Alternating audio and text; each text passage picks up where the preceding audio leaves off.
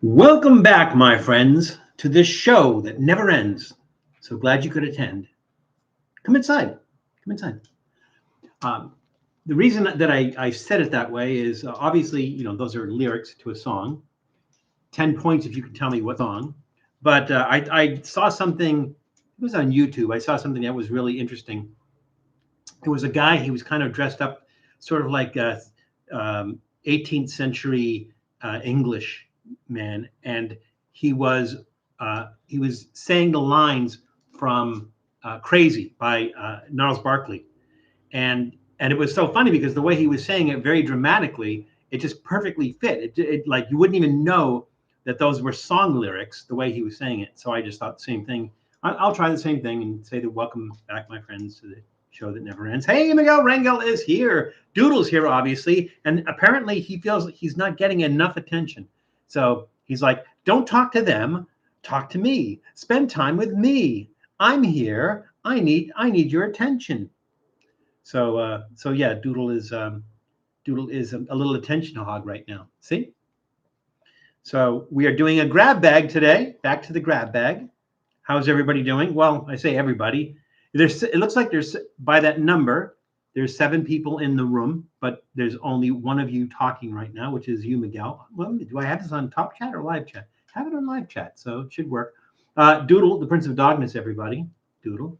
I think maybe he's sticking his tongue out so that, oh, I think Doodle probably said, "Oh, I like that nice black shirt you're wearing. I think I'll rub my hair all over it." All right, let's see. I think he just wants this. And he's off. So again, how is everybody? How is your, oh, there's little bubbles coming up. Am I not scrolling here? Miguel, are you the only one in the room? This says 7, but I'm only seeing Miguel. Where's everybody else? Who's everybody else? Who's out there? Hello? Is there anybody out there? Oh no, it says, is there anybody in there? That's the lyric. 20 minutes early. No, we're not. It's 1 o'clock. It's Claudia, Mrs. Trippy Food. Welcome from South America. Fanta Flat. Hello, present today. Well, welcome, Fanta Flat. There's nothing worse than a flat Fanta. But welcome. I don't recognize your name, Fanta Flat. Have you been in the chat before? Have you been on the live stream before? Because I don't recognize the name. I am getting old, so it's quite possible I just don't remember. So set me straight. Is it that I don't remember you, or you haven't been in the chat before? And if you have not been in the chat before, introduce yourself. Where are you from? What brings you to Trippy Food? So John King is in the room, of course, whose name is ever changing today. He is King John Yellow Jacket Paranormal. So welcome, John. Homer Simpson is back. Welcome, Homer. Good to see you again. So this could be a regular thing for you. Unless there's more than one Homer Simpson, which I'm guessing there probably is. It's a popular name for some reason. Maggot blueberry cupcakes. I don't know how maggots translate well in baked goods. And I'd have to make cupcakes. Unless you're talking about just sprinkling them on the top of the cupcakes. I mean, that could work, but usually you think maggots are more for something that's savory. Florida and your thoughts. Oh, well, thank you, Fanta. Welcome from Florida. I hope you literally weathered the storms well, and hopefully you didn't suffer too much in those last 2 storms, and all is well with you. So, but welcome, Fanta. Good to see you. Adam Hebb is in the room. Welcome, Adam. Now, those of you who pay very, very close attention to our thumbnails when we put out notification and when we're going to be doing a live stream, those of you who pay very, very close attention to our thumbnails probably notice something different, something amiss, and I'll kind of explain that. So if you look at the thumbnails, there's something in there that we're not doing today. And the reason is because for some reason, I had 2 adult beverages in there. And we're only doing 1, obviously, today. But I had 2 adult beverages in there, and I didn't have a soft drink. So we rectified that situation. I think in the text that I sent out, I think I explained what soft drink is and what the, soft drink, that's fine. And what the adult beverage is. And you can see them right here. So, Anyone who looked at that thumbnail and go, wait, I'm seeing 2 alcoholic beverages, or you saw this and thought maybe it's not a adult beverage, but it is in fact an adult beverage, and that's what we're going to start out with today. Doodle's pretty chill. He's just sitting here chewing on his snack, but I imagine at some point in time, once that snack is gone, he will be back up here because he cannot resist shedding his fur all over a nice black shirt. So there we go. What about muffins with ground beef inside? Something tells me that that is a thing. Muffins with ground beef inside. Corn muffins with ground beef inside actually sounds pretty good. Maybe some cheese, some corned beef and cheese inside. I mean, ground beef and cheese inside. That does sound good. Adam, put that in the suggestion box, please. Val, do you have Mr. Pibb in California? I think we do. I think I've seen it, but I can't remember who sells Mr. Pibb. I want to say it's like a house brand for one of the grocery stores. Let me see if I can do this without causing a ruckus. Mr. Pibb. You're a mean one. Mr. Pibb. It's now called Pibb Extra, formerly called Mr. Pibb. It's a soft drink marketed by the Coca-Cola company. You would think it'd be popular. It is a kind of pepper soda with several variants. So like Dr. Pepper? Let's see. It is available in most Coca-Cola Freestyle machines, sold in bottles and cans. Let's see. Introduced. Let's see if they say where they sell it, like specifically. The original test markets for Mr. Pibb were located in Waco, Texas, the birthplace of Dr. Pepper, before the company moved to Dallas. Let's see, how old is Mr. Pibb? First introduced as Peppo to compete against Dr. Pepper, and it was introduced in 1972. It's not as old as Dr. Pepper. Dr. Pepper is very old. Let's see, cinnamon forward spicy flavor replaced the original formula. Oh, that's too bad. Doesn't really say availability, so I'm not sure where it's available. But I don't even know if I've ever even had a Mr. Pibb. So do me a favor, put that in the suggestion box, and we're going to look for it. We're going to look for Mr. Pibb, and we're going to see if we can find one, and we'll either do one on the live stream or we'll do a separate review of it, because I've not seen that in a long time. It's only available here in Texas. Is the convenience store Stripes? It's quite possible that it is only available in Texas. I didn't see anything that said there was limited in its availability, but maybe I could have like one of my Texas peeps hook me up with some or something. Our Arby's has Pibb Extra in their fountain drink machine. Yeah, it did say that it is available in fountain drink machines, but I can't remember. Films galore and more. Well, we have all kinds of new names here. So welcome, Films galore and more. It's possible that I know you by another name, but I don't recognize Films galore and more as a name that I've seen in the chat before. So Films galore and more. Can we just call you Films for short, if that's okay? Films, where are you from? Closest metropolitan area is fine. You don't have to give me a street address or anything. What brings you to the channel? So this sounds like we have a few new people in here, and Fanta Flat. So Barbecue Squad, Texas. Yeah, I'm sure they have it in a lot of places in Texas. Like I said, it was first test marketed in the Waco area, which is where Dr. Pepper is made. So maybe it's just a Texas thing, and that's the last place I saw it when I lived in Texas, or when I last visited Texas. All right, let's see. Did we get corned beef hash muffins? I don't know if corned beef hash muffins would work as well. It could be.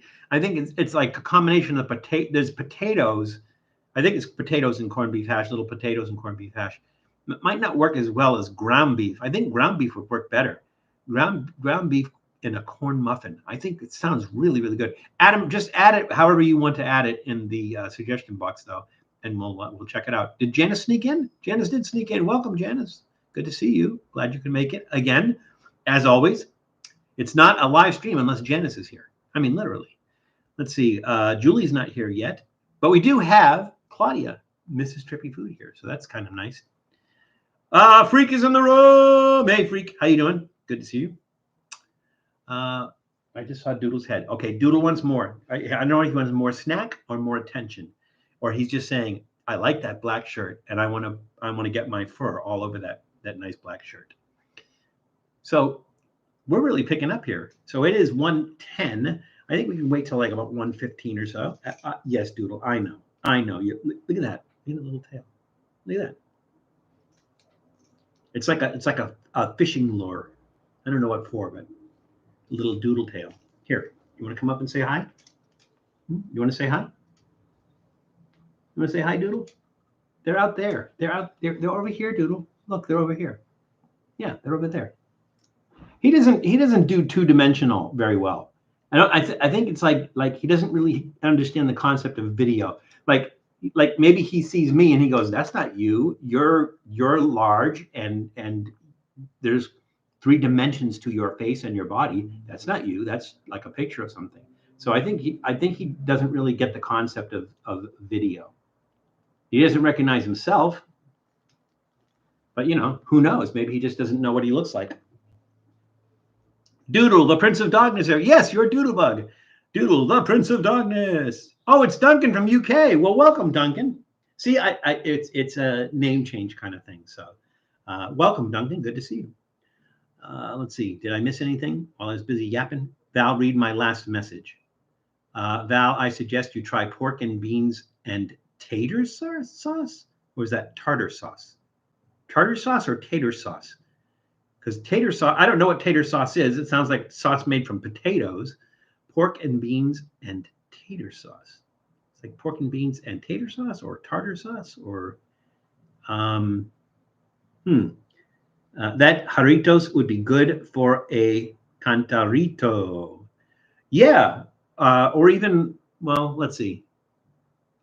Yeah, like maybe just pop some tequila in there, I guess. Well, we'll see, because Jarritos has different flavors and everything. This is a flavor. I think we've done a couple of Jarritos before.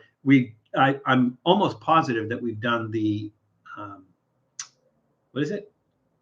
What is that? What is that that little seed pod thing? That I know it. It's just on the tip of my head. It's probably the most popular one, Jarritos. Somebody help me out here. It's the seeds, the seed pods that are kind of sticky and sweet, and they put chili on them. What is it? I know the name. It's just stuck. Thank you, Films. Tamarind, or Duncan. Tamarind. Yes. So I think we've done tamarind before. We haven't done this one. This one just looked interesting. It's grapefruit. So the only grapefruit soda I'm familiar with is Squirt. I don't know if you guys have had Squirt. It's a grapefruit soda. So I want to see what Jarritos is, because Jarritos is a Mexican soda and they use cane sugar and everything. So I'm going to guess it's better than Squirt, but we'll see when we get to that and open it. Can I leave my channel a guy, please? My Chanel a guy? What is a Chanel a guy? I'm not sure what that is. Chanel a guy? Am I reading that wrong? Everybody says tamarind, and then Miguel specifies tamarindo. Miguel, did I recognize you? Did it when you came in? So sometimes I'm busy yapping and I don't recognize everybody who comes into the room. Is Fresca? I've had Fresca, but something tells me Fresca is like diet, or like, was Fresca always diet? I think you're right. I think Fresca is grapefruit flavor, and I've definitely had Fresca before.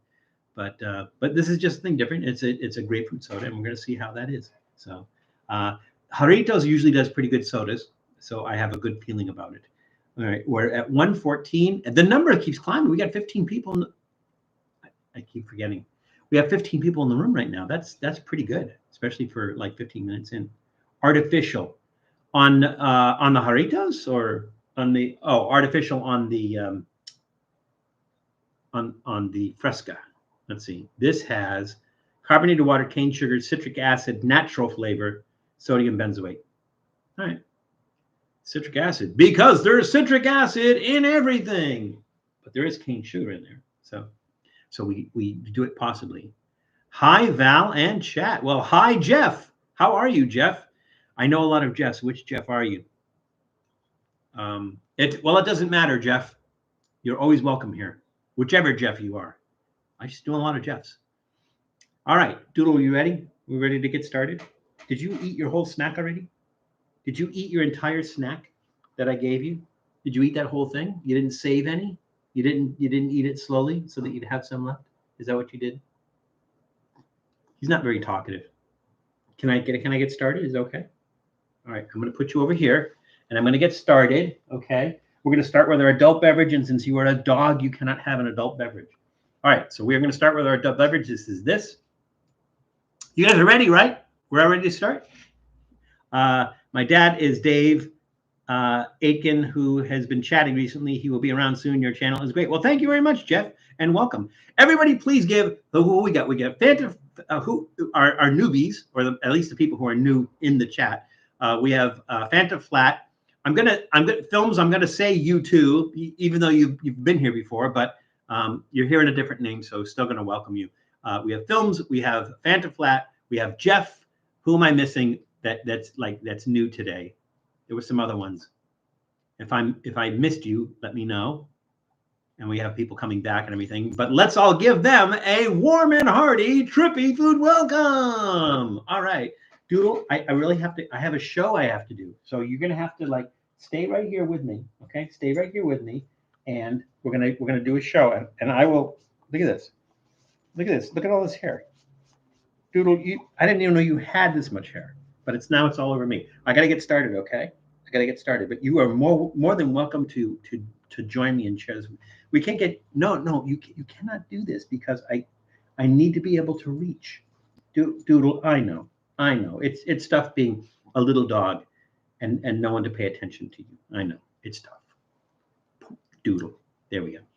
And he's back. All right. So we are doing this. This is Arizona Premium Spiked Beverage Hard Cowboy Cocktail Watermelon. A lot to take in there. It is 5% ABV. So it is also a malt beverage, which means I would think it would be like an iced tea, because that's what Arizona does. Arizona does iced teas. It is the same. It's literally the same company. Now, this is made by Hornell Brewing Company. And so you say to yourself, oh, well, it's made by Hornell Brewing Company. It's probably licensed by the same people who do Arizona. No, Hornell Brewing Company is owned by the same people who own Arizona. So basically it's their way of being able to do adult beverages, but they have their own brewery to be able to do it.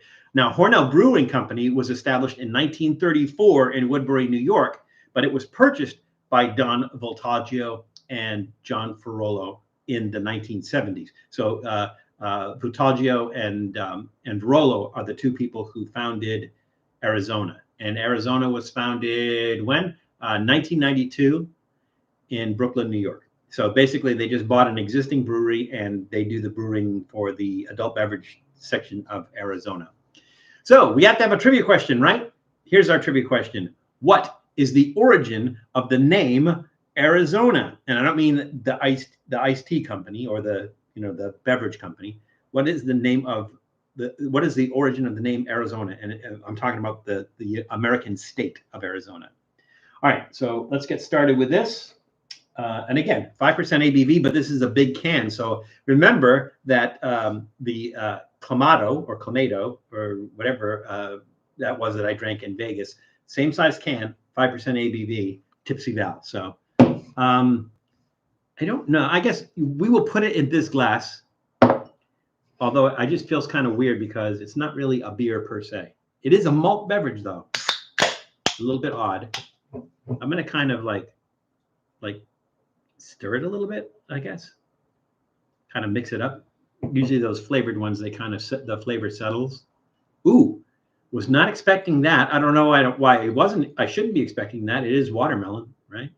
After all, it's watermelon color. All right. Doesn't smell like anything. Sorry if I can't leave here. Oh, wait. Does citric acid have vitamin C?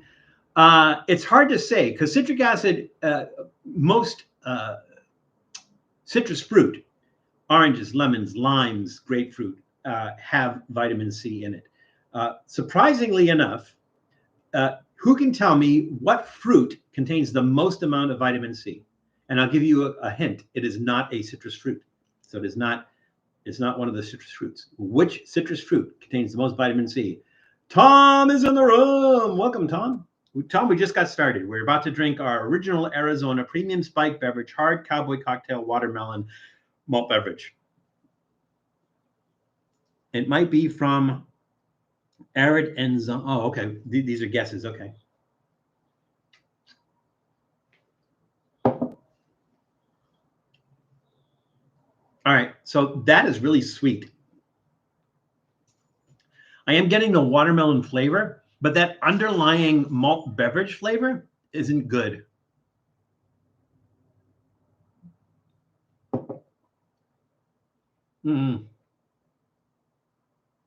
It's too sweet. I've never had. I mean, they kind of hit the mark on the watermelon flavor, but I just don't like that. That sweetness is weird. Yes, Claudia, you are correct. Strawberries have the most amount of vitamin C of any fruit. Strawberries, believe it or not. I even think tomatoes have vitamin C in them.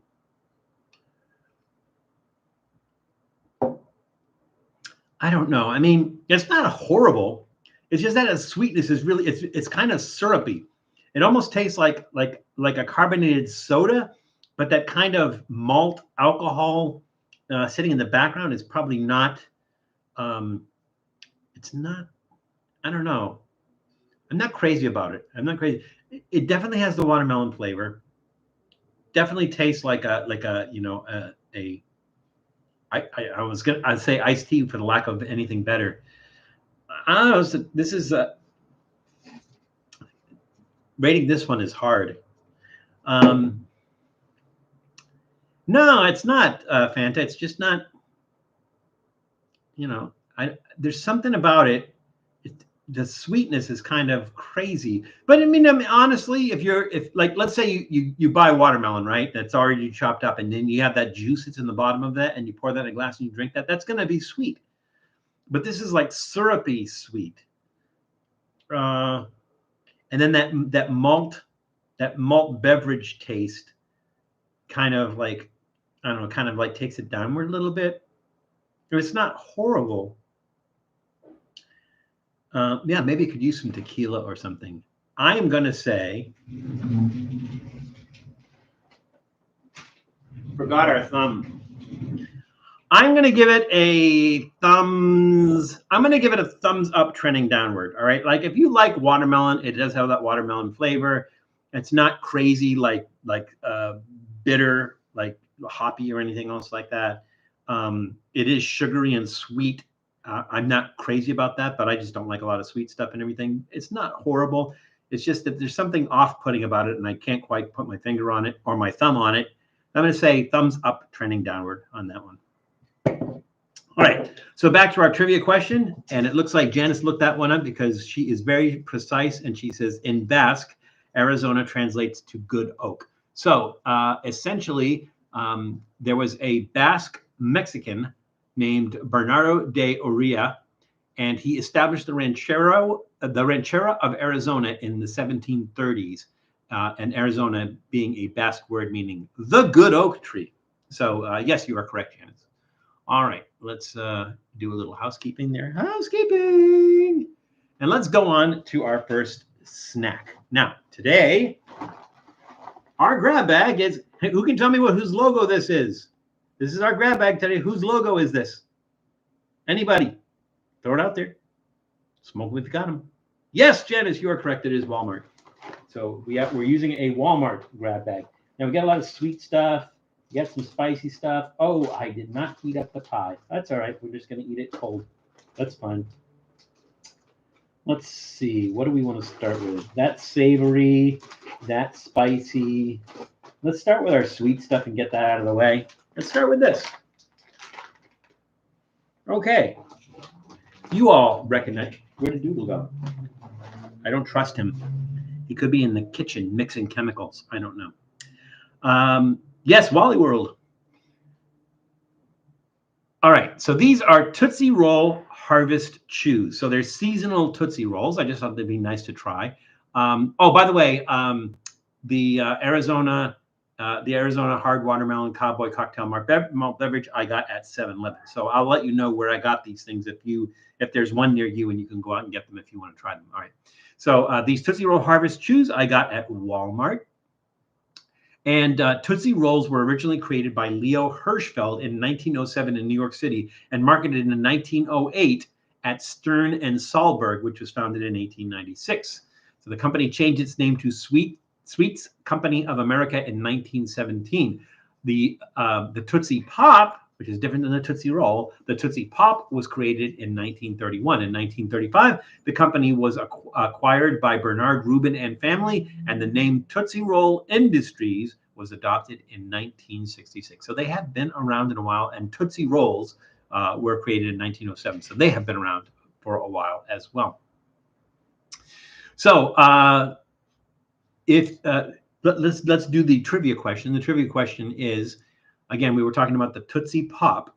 So the question is, who determined how many licks it took to get to the center of a Tootsie Pop in the iconic 1970 TV commercial? Now, I know a lot of you are going to say, I wasn't born in 1970. I was born in 1980 or 1990 even, all right? But you know the commercial because it is iconic, all right? So it's a commercial that like they play all the time, even still, and the commercial was originally made in 1970, but it's how many licks does it take to get to the center of a Tootsie Pop? Who determined how many licks it took to get to the center of the Tootsie Pop in that commercial? All right.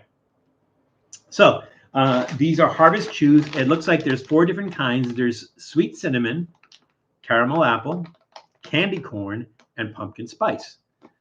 All right. As Harrison Ford would say, I got a bad feeling about this. All right, here we go.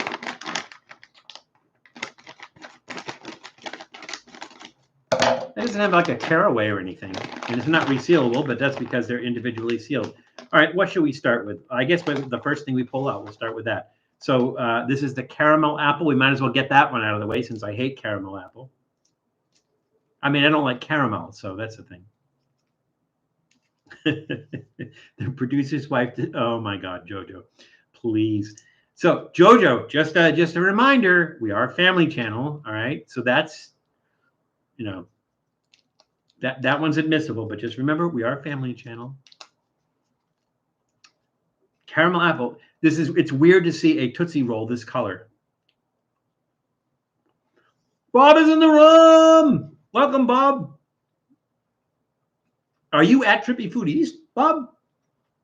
Are you with Julie? Welcome, Bob. Good to see you. What do you mean you don't like caramel apples? I don't like caramel. I like apples. I don't like eating it. Like, I can't just eat an apple. I can't just take an apple and eat it. All right. It has that tartness of a Granny Smith apple. It's sugary, and so mimicking caramel isn't that difficult. Same town. Yeah, that's true. They are chewy.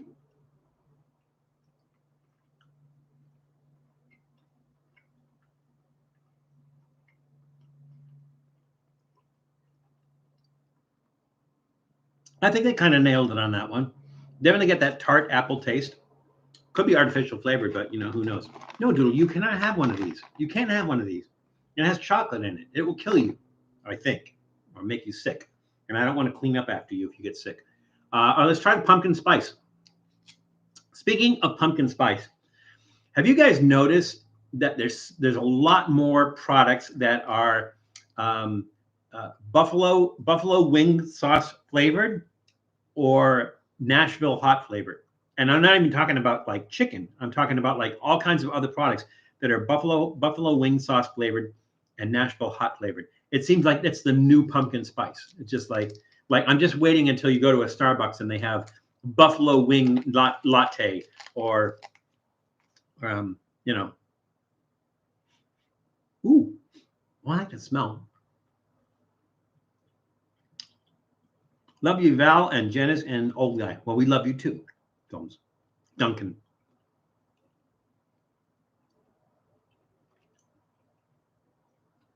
These are pretty good.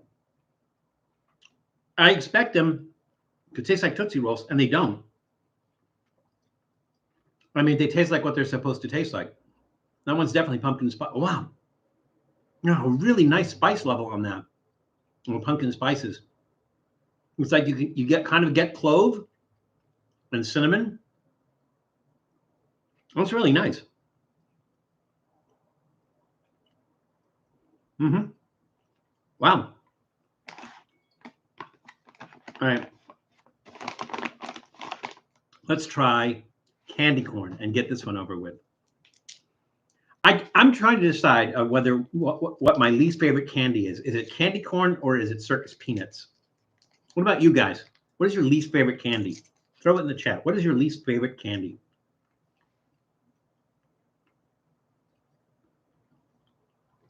Blue raspberry, Fanta. That was what? Blue raspberry. They don't have a blue raspberry flavor. They'll probably have a buffalo chicken quiche bite. Yeah, that makes perfect sense, Freak.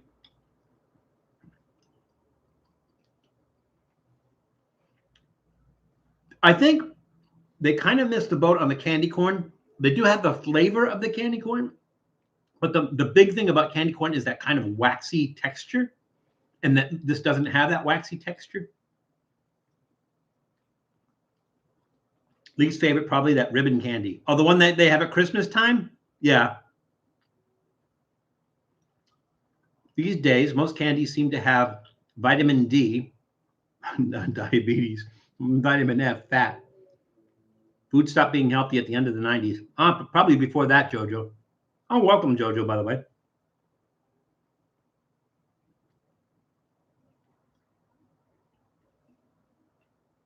Not bad. They got the flavor of candy corn.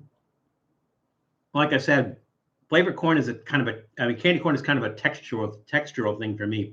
And that's one of the reasons I don't like it. It's just waxy. So a lot of products are flavored with blue raspberry. Oh, yeah. But what is I mean, there's no such thing as a blue raspberry. Do they mean a blackberry? What did I miss? I got, sweet cinnamon. All right, let's see which one is sweet cinnamon. I missed that one. Here we go. Sweet cinnamon. This one can't be difficult. No, dude, you cannot have this. I gave you I got to pace you, okay? I can't give you a snack right now.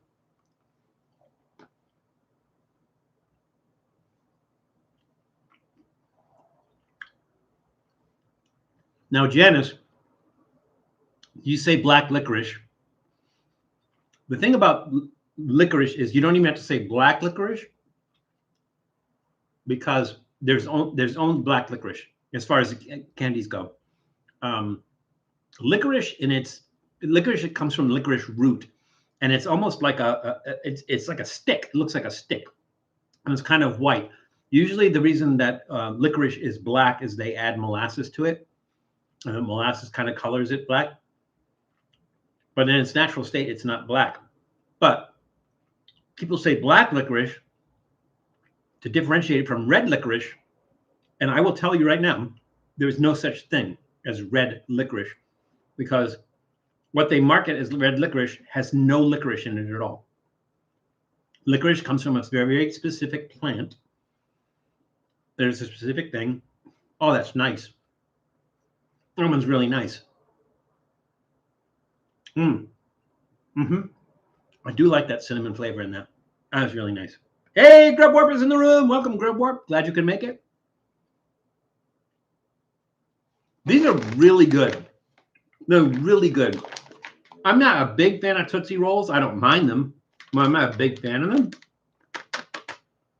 But these are really good. I'm going to have to find somebody to give that bag to because I can't eat them. But really, really good. Big thumbs up. The flavor's spot on. They did a really, really good job with that, I think. So who knew? Because usually something like this is like you eat it and you're like, I'm not really getting that. But they hit the mark on this one. So Tootsie Roll Harvest Chews, get up there if you can get them. Again, I got these at Walgreens.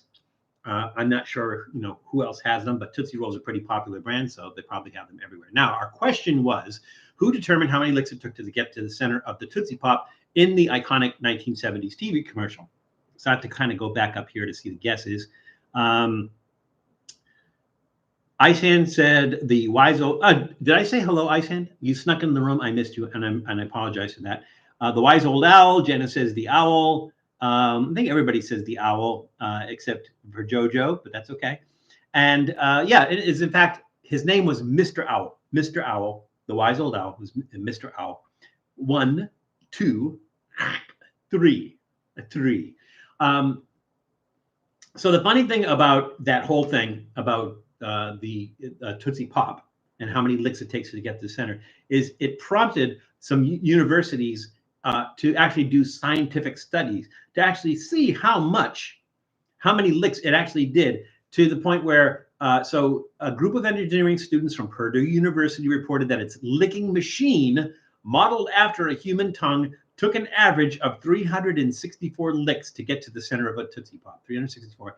20 of the group's volunteers assumed the licking challenge unassisted by machinery and averaged 252 licks to get to the center. Now, where this report is published, I think it might even be on like Tootsie Roll's website. There is a series of experiments by different groups to try to figure it out, and they all got completely different results. So there wasn't a consistent result on how many licks, actual licks, it actually takes to get to the center of a Tootsie Pop. But here's what I'm going to do. I'm going to put this in the chat, and do not go out and look at it now because we got stuff to do. But when you get a chance, just save that link and check that out, because it's a fun read, checking to see the scientific process that they went through to try to recreate how many licks it took to get to the bottom of a Tootsie Pop. I used to hate black licorice until my abuela bought me a tin of hard candies back from Mexico, and most of them were anise flavored. Well, there's a difference between anise and licorice. They're two different. They come from two different plants. Anise tastes similar to licorice, but it is not licorice, right? So licorice, I think, is stronger. It's a stronger taste than anise. But anise is used to flavor things, to give it kind of like a licorice kind of flavor without having to use licorice, because it's a time-consuming process to actually extract licorice from the root, and it's more expensive. And so sometimes they go cheaper by using anise instead of that. I like both. I like the things that are anise flavored and things that are licorice flavored. Now, the thing about anise is it comes from the same plant that there's fennel, and there's something else that comes from that same plant, and I can't remember what it is. But a lot of times plants have the same different name, but it's the same plant. So if you ever fennel is one of those plants that grows wild, and if you can identify it, and you're ever like walking in a dense green area and you recognize it, just pull off a piece of that fennel and chew it in your mouth, and you get that anise taste from that fennel plant. So that is kind of cool. All right. Now, before I go on to the next one, have I forgotten anybody? Sweet tarts kill me. Yeah, I can't eat a lot of those either. For me, the anise flavor was stronger than the black licorice, so it's easy to eat it. Oh, okay. Yeah, I don't find that to be the case. But for some reason, when you have a hankering for licorice, anise is kind of like that'll hold me for a while. But maybe it's an addiction. Like who really knows? But for me, it's kind of like anise will hold me over, but it won't satisfy my desire for licorice. So there we go. Now, please help me out. I don't want to miss anybody, but sometimes I'm eating or I'm talking and I miss stuff. So please tell me, A, did anyone come into the room that I neglected to welcome into the room? And B, did anybody make any comments that I need to reply to, or ask any questions that I need to reply to? So please let me know and keep me honest. Thank you. All right, let's go on to our next snack. So we're in the sweet department. Doodle has found a nice secure place on my lap. Doodle, it's okay. I'm just moving this over here. You're fine where you are. All right, let's see. Let's get the sweet stuff out of the way. That looks like it could be. Oh, this one's definitely sweet. Let's do this one next. All righty then. So these, let's see. Okay, these are Hello Kitty is the brand. They're Hello Kitty Tropical Pineapple Marshmallows. I got these at Ross Dress for Less. Now, those of you who think, like you see Ross Dress for Less and you go and they go like, oh, they just sell clothes.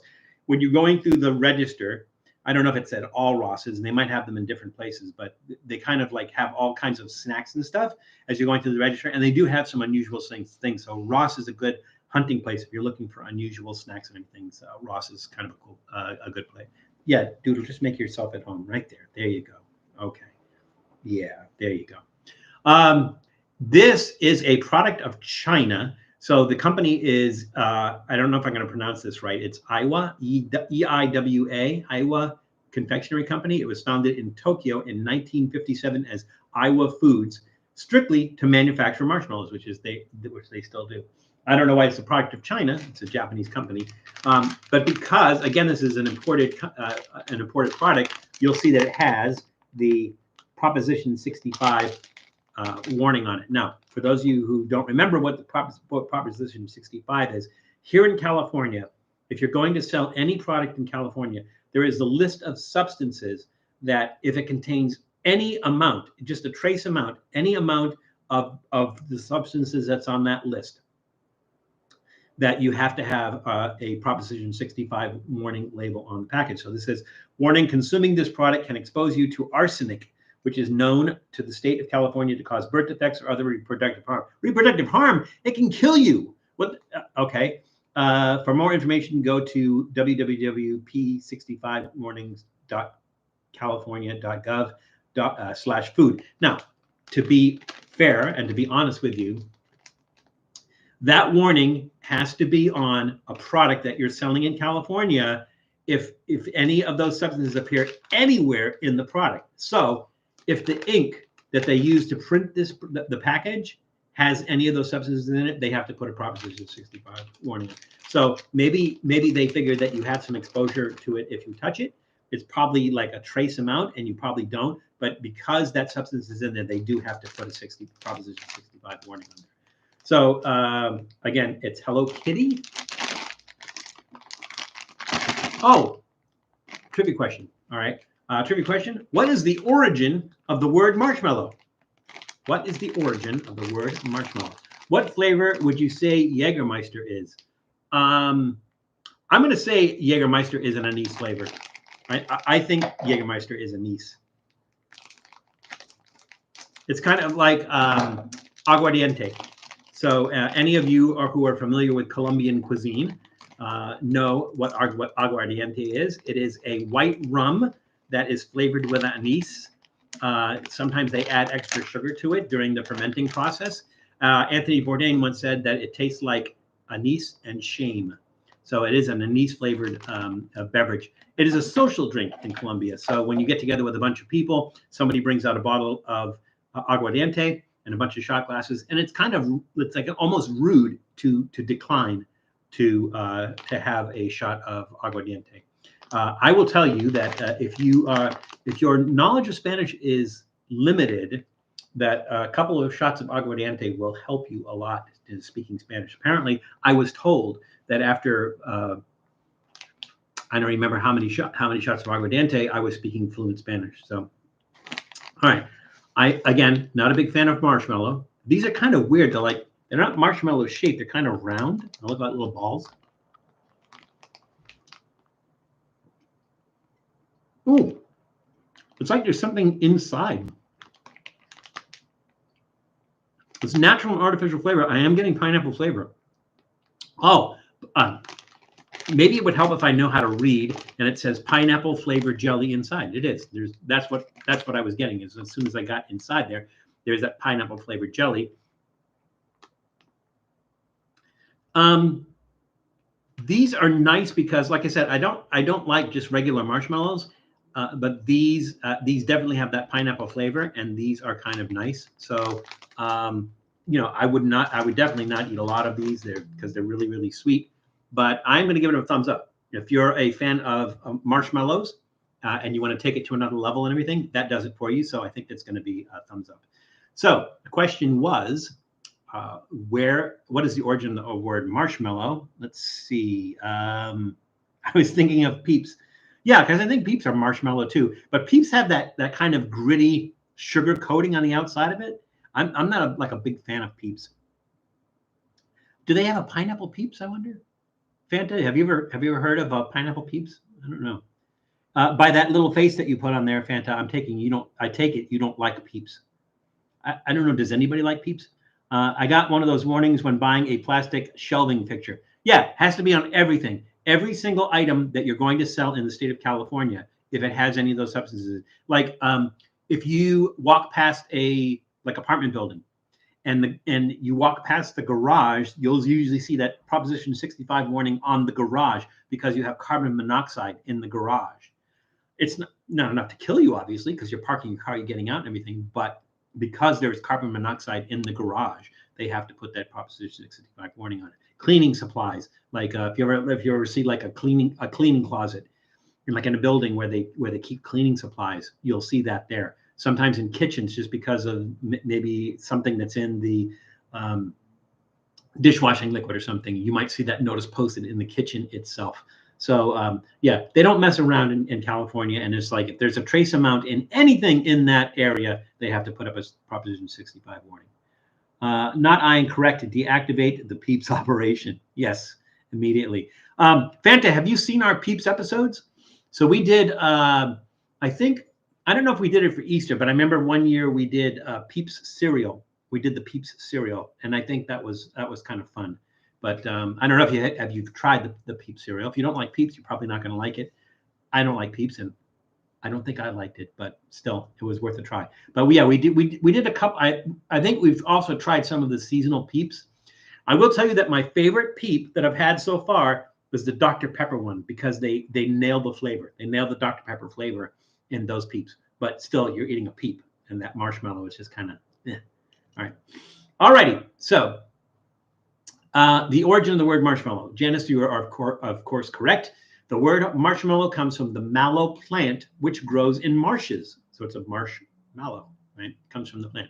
The preparation is over 4,000 years old. Egyptians boiled pieces of the root pulp with honey until it became thick.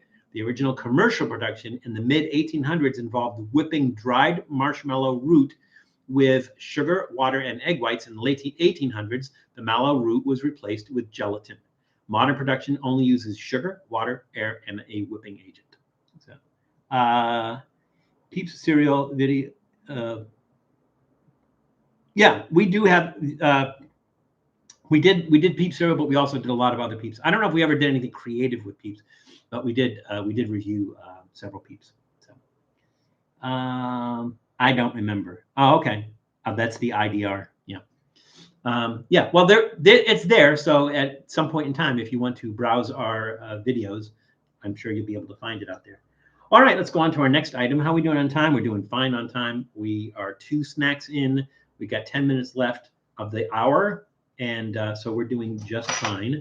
Bear with me 1 second. I have to blow my nose. I prefer to do that off camera, but I have a dog on my lap, and he's not going anywhere. All right, let's see. Let's stay with sweet. I think we only got a couple more sweet stuff. Let's do this one next.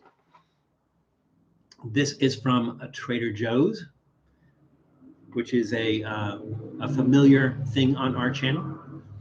This is Trader Joe's Coconut Crunchy Clusters, and this is a product of Sri Lanka.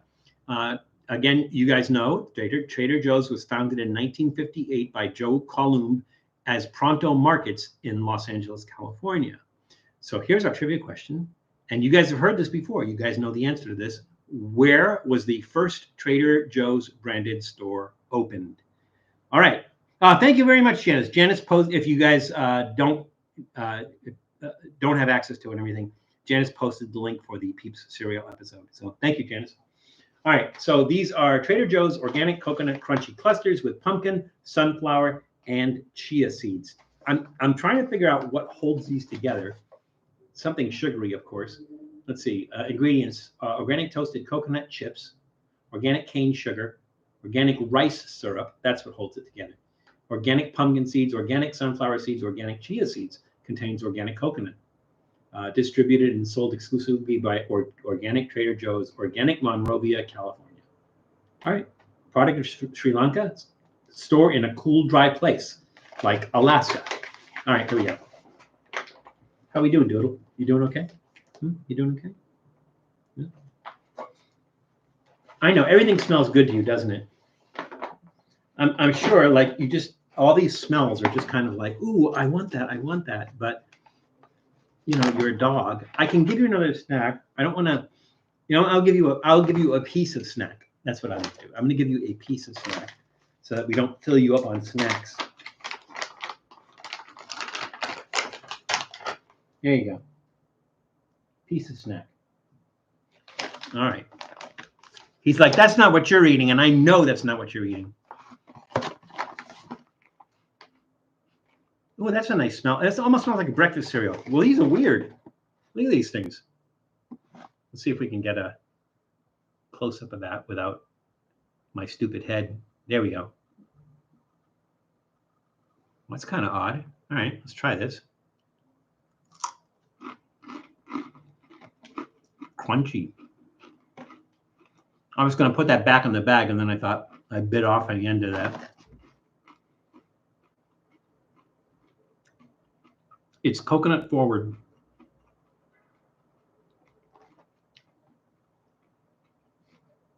The coconut kind of obscures the other flavor. And again, it is sweet because of the sugar and the rice syrup. It's crunchy, but you get the feeling that it's going to leave kind of gritty stuff in your teeth. That is a nice flavor. That is really good. I mean, you have to like coconut. If you don't like coconut, you're not going to like this. I would say this, like as far as a snack goes, because of that, if you've ever had like dried coconut or coconut flakes, after a while, it's just they kind of stay in your mouth and you have to work to kind of swallow them. And that can be annoying. But this would be like a nice topping. Like if you're going to make something and you want to put like a topping on it and everything, it might even go good on ice cream. I don't know. They don't provide any suggestions or anything. That would go nice on ice cream. You just kind of break it apart a little bit, put it on ice cream. That would be nice. Or even if you're going like a bake some sort of baked goods and you want to put that on top of that, like they're gonna make croissants and just put a little bit of this on top of that when you're going to bake the croissants and everything. I think that would be really nice. So I'm going to go ahead and give that a thumbs up. But again, very sweet, and I would not see myself eating a lot of those. So back to our trivia question. Our trivia question was, in fact, where was the first Trader Joe's branded store open? Janice says Pasadena. Miguel Rangel says Burbank. It is, in fact, Pasadena, California. It is on Arroyo Parkway, and it is still there and open. So I think, so Matt Zion from Reckless Eating, Matt and I are supposed to be doing another We Go Maine show, and we're going to try to keep it local. So I think what we're going to do is I think we're going to go to the original Trader Joe, or I'm sorry, the oldest Trader Joe's. Again, remember that Trader Joe's was originally founded as Pronto Markets. There's none of those left anymore. But the first Trader Joe's branded market is still there, and it is on Arroyo Parkway in Pasadena. So we'll go there and we'll try to find some unusual thing in there. Trader Joe's is a little bit goofy about like filming in their store, so I don't really see we're going to walk through there with a camcorder and everything. We'll figure it out. We'll figure that out. All righty. So yeah, those are pretty good. Really sweet though, very sweet. All right, let's see. That was 1, 2, 3 snacks. 3 snacks. Okay. Let's see. Are we all out of sweet stuff? That is nope. That's definitely not. Oh yeah, let's do this next. All right, we're gonna do this next. Let's see. Can I stand that up without hurting it? I guess we can. All right, so this is Patti's Good Life Sweet Potato Pie. And this was from Walmart. So if you've ever been to Walmart, they have a section where they sell the little pies like that. I think we did, what was the one that we did? We did an apple pie, was it? Yeah, on our ordinary average guy live stream, we did a pumpkin pie, an apple pie. And we got that at Walmart, but that was a Walmart branded apple pie. This is not Walmart brand. This is Patti's Good Life Sweet Potato Pie. We got this at Walmart, but it is not Walmart branded. So Patti's Good Life is a product line from Patti LaBelle. So if you guys don't know, Patti LaBelle is a singer. She's been I want to say since the 1980s. She's had songs up since the 1980s. Very prolific. Patti LaBelle, very good singer. And so singer Patti LaBelle launched the Patti's Good Life brand in 2007. So there's other products as well, but her food brand is Patti's Good Life. Is her food brand, which she launched in 2007.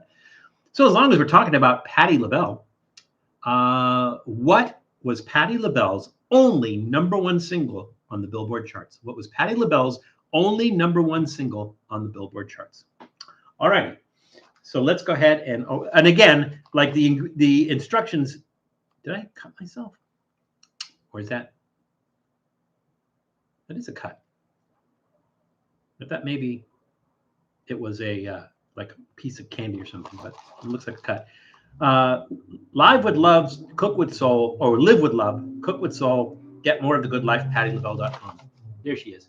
I will tell you though, if you go to, so you remember me telling you that when I post the notes for the live stream, that I always put the website where you can look at the manufacturer of the product to the website and also the Instagram feed.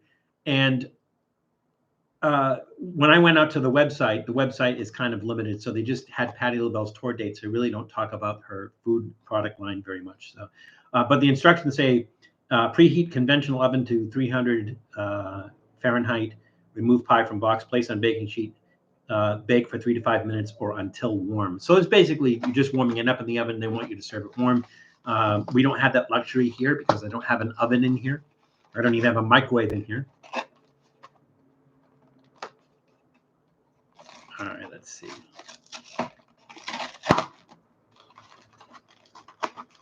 Tom, are you still there? Pie tin. Tom should understand that. Pie tin. All right. There you go. Sweet potato pie. Now, sweet potato pie sweet potatoes became popular with Black Americans when they came here from Africa, a lot of them against their will. But because it was a good substitute for yams, which are yams and sweet potatoes are not the same thing. I know a lot of times around Thanksgiving, people will serve sweet potatoes and call them yams, but yams are a completely different thing. Yams, I think yam is a root, and sweet potatoes are a root vegetable. So it's basically it's something that grows off the root of the plant, but it's not a root itself. And so sweet potatoes made a good substitutes for yams that they were familiar with. And so we have pie. All right, let me find a knife so I can cut this. Of course I dropped that. Of course I did. All right, let's see. And it does look a little bit like a pumpkin pie, but it is not a pumpkin pie. A pumpkin is not a root vegetable. A pumpkin is a fruit.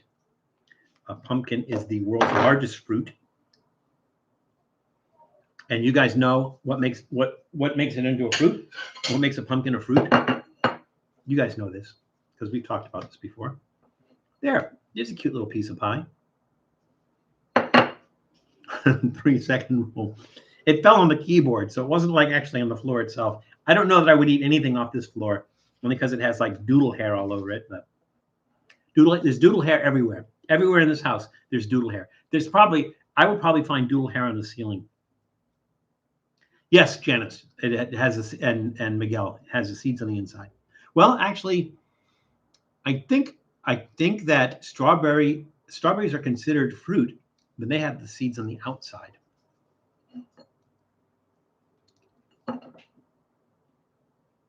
That one landed on the desk. There is doodle fur on the desk too, by the way. There's doodle fur everywhere.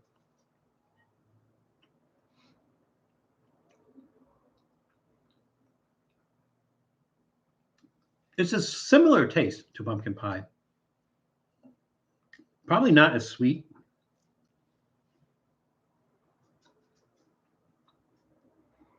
Nice crust.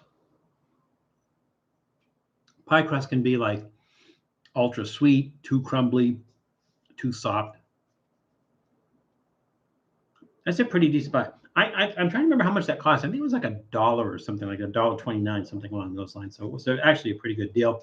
That's really nice. Well, it was a really nice flavor. So that, for me, is going to get a thumbs up. All right. Our trivia question was, what was Patti LaBelle's only #1 hit single on the Billboard charts? And let's see. Ice Hand said Lady Marmalade. Janice said On My Own. Miguel Rangel said If You Only Knew. See, she had a lot of songs. It is, in fact, On My Own, which was a duet with Michael McDonald, because he's on everything. It was a duet with Michael McDonald. It came out in 1986. It was her only #1 charting song, or #1 song on the Billboard charts. Let's put it that way. There's a bunch of different charts.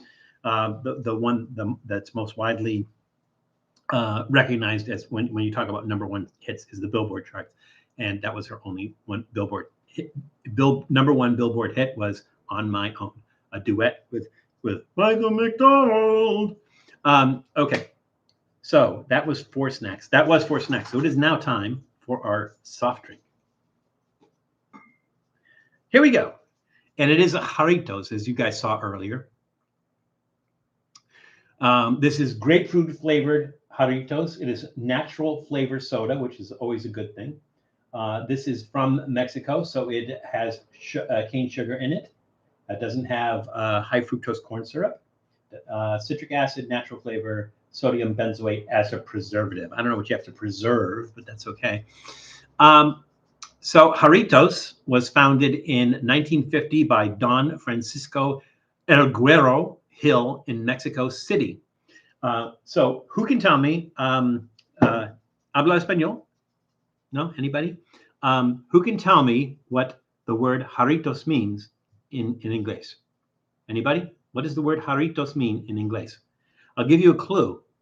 Look at the bottle. What does the name Jarritos mean? I'll give you another clue. Here's another clue.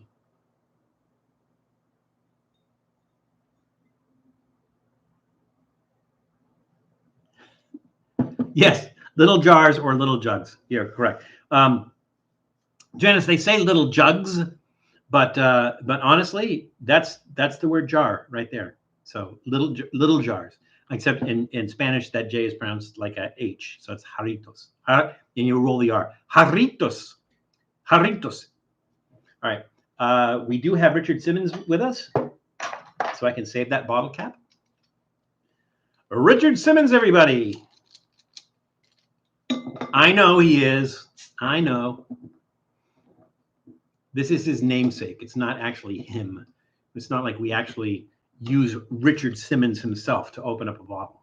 We don't need to do that. Oh, I didn't ask a trivia question. Trivia question. What was the first flavor of Jarritos? That's a trivia question. It's a jarring answer. That's funny. What was the first flavor of Jarritos? Definitely has a grapefruit smell. All right, let's check this out.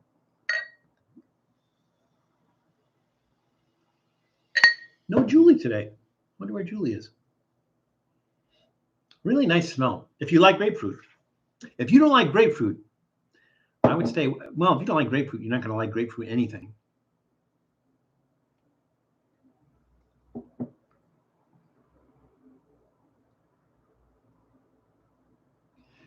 This tastes more like,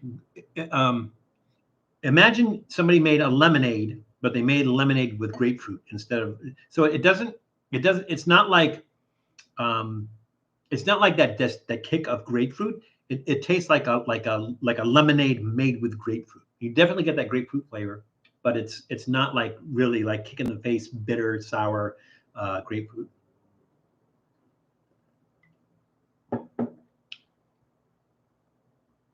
And even though it's cane sugar, it's not overly sweet.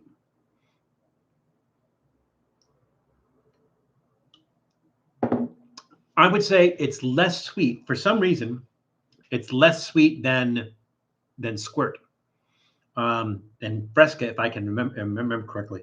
It doesn't seem to have as much carbonation. It doesn't have as many bubbles as Squirt or Fanta. But that grapefruit flavor is really nice. It's subtle. It's not a kick in the face kind of grapefruit flavor. That's going to get a thumbs up from me. All right. So again, well, let's see. Our trivia question was, what was the first flavor of Jarritos? Let's see. Miguel Rangel said tamarindo, which would have been what I guessed, and Janice Yamanaka said coffee, which is correct. The first flavor was coffee. Can you imagine a coffee soda?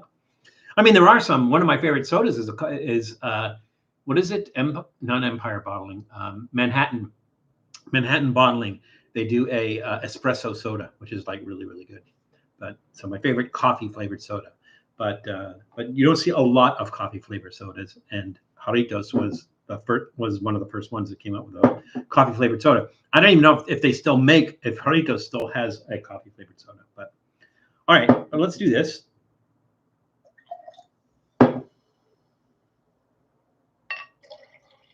I have a feeling this won't be too bad because you're mixing grapefruit and watermelon, right? So that's probably going to be okay.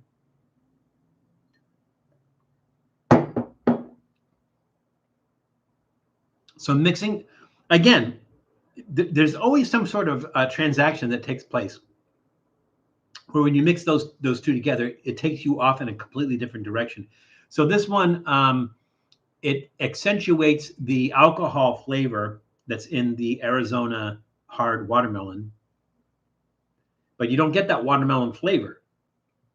And the watermelon, and when you're drinking it straight, you definitely get that watermelon flavor. So the watermelon flavor gets subdued in here.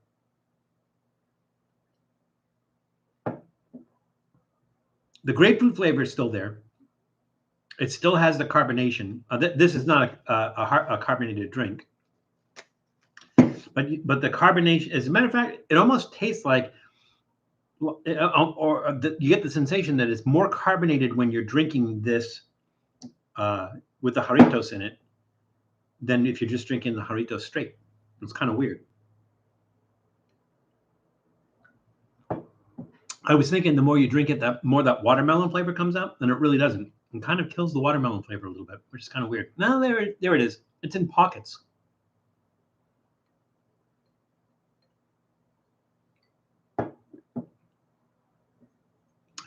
Not bad, but not like a mixed drink that I would order at any time. I would give it a I'm gonna give it a thumbs in the middle. No, yeah, thumbs in the middle, trending upward. It's okay, but it has that kind of alcohol edge to it, and not in a good way. But the flavor is not too bad. You do get the watermelon, but it comes in little spots. You do get the grapefruit that comes in the little spots. Yeah, thumbs in the middle, trending upward. All righty, so smoke them if you got them. Let me move this out of the way. Now we're into our snacks, and I think we just have our savory stuff left. Let's see. Yeah, I'm going to do this one next because this one upsets me a little bit. It's a very small package, by the way. Okay. So this is, what is this?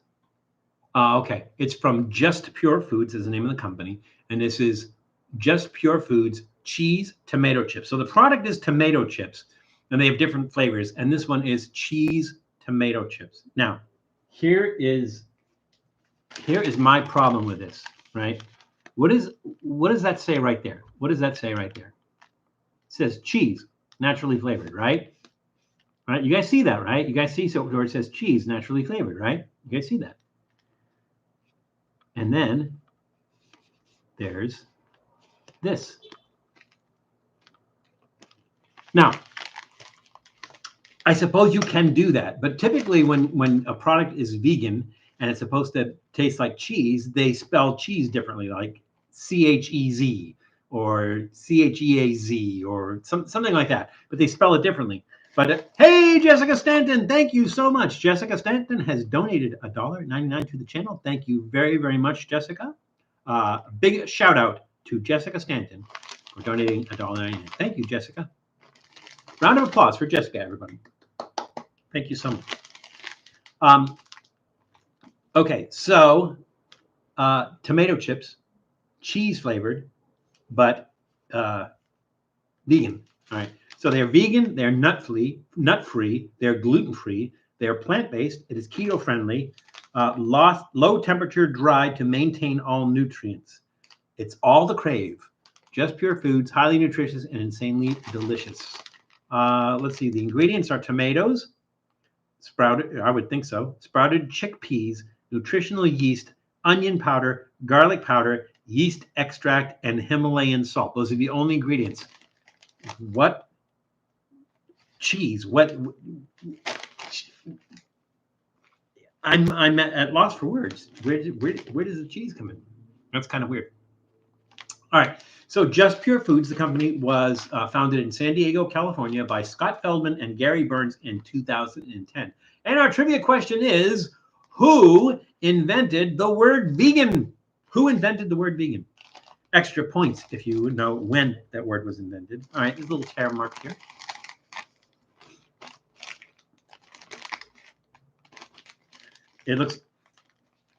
It smells like, you know, that kind of footy cheese smell that when you go to, when you get a pizza from Pizza Hut and they give you those little packets of grated cheese and it has that kind of footy smell. That's what they smell like. It's a little thin piece of dried tomato. It looks like the shell off some sort of like weird turtle.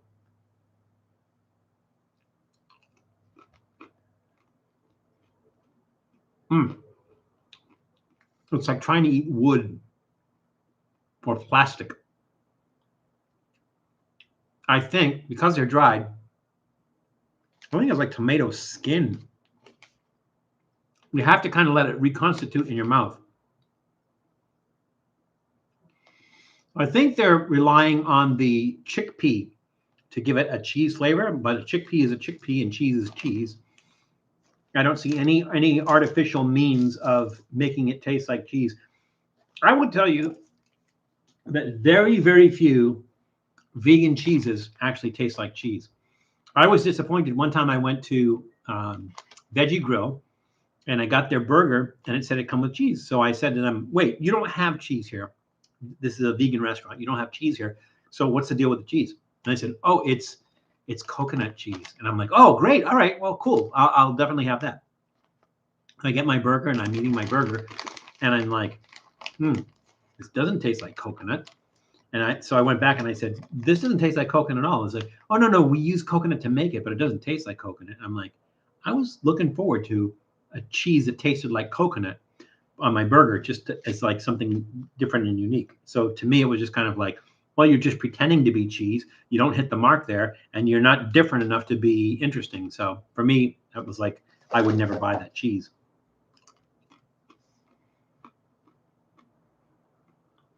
I'm getting a cheesy flavor. Maybe they make the chickpea into like a paste and then they ferment it. Maybe it's fermented chickpea when they're trying to. Maggot juice chips. How do you do that, Tom? I mean, John. How would you make maggot juice chips? Ralph Von Vegan of the Habsburg Von Vegans.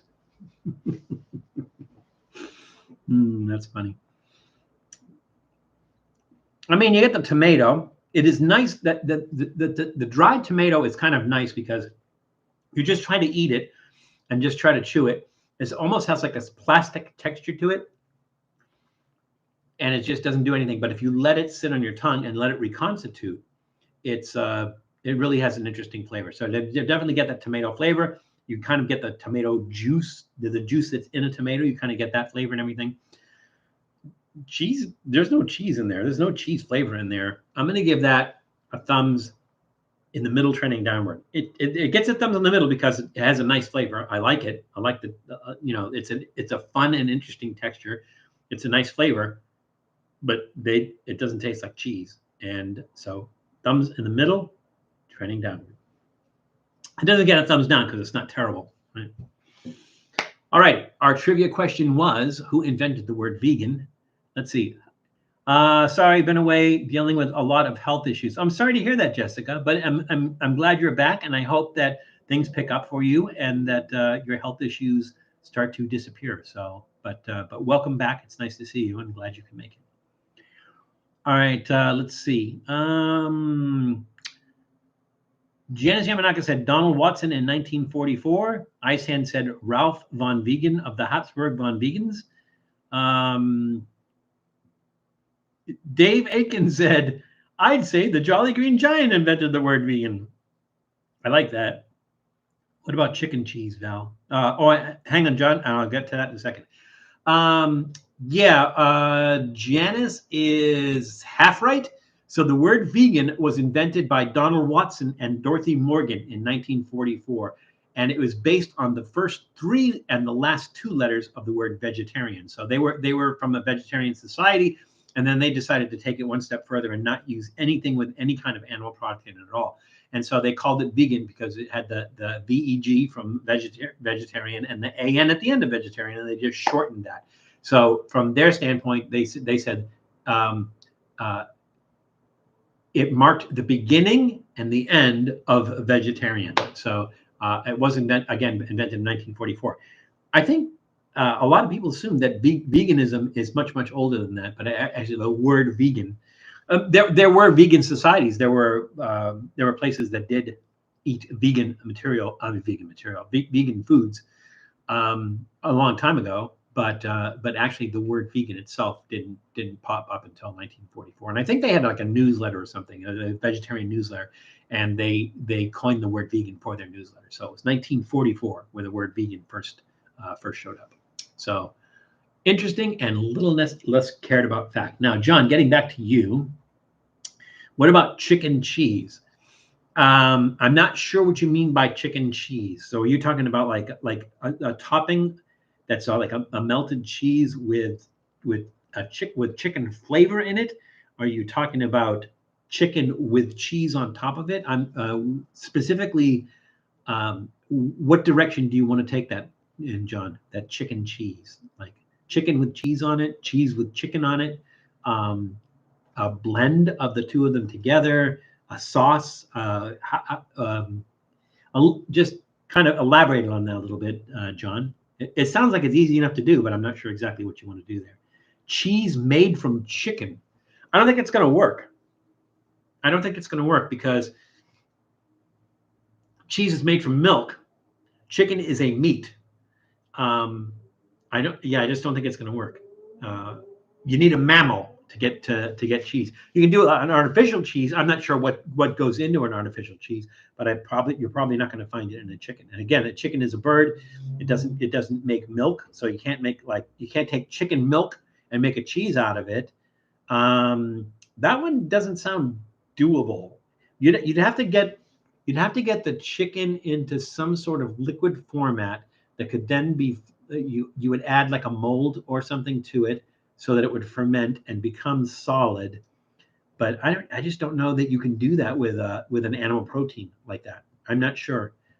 John, it sounds difficult. And it sounds like you can do something with chicken and cheese that takes it in another direction. But actually making a cheese from chicken, I don't know if that's possible.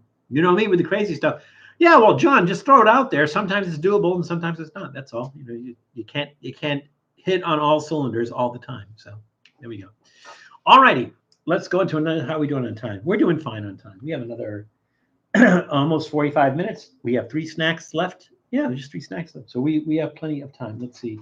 This is going to be somewhat spicy. This is going to be very spicy. And this one is going to be in the middle somewhere. All right. So this is Meat Shredz Carolina BBQ dried pulled pork. This I got at Walmart. I'm just telling you where I got these things. You might be able to get them at other places besides where I got them. But this I did get at Walmart.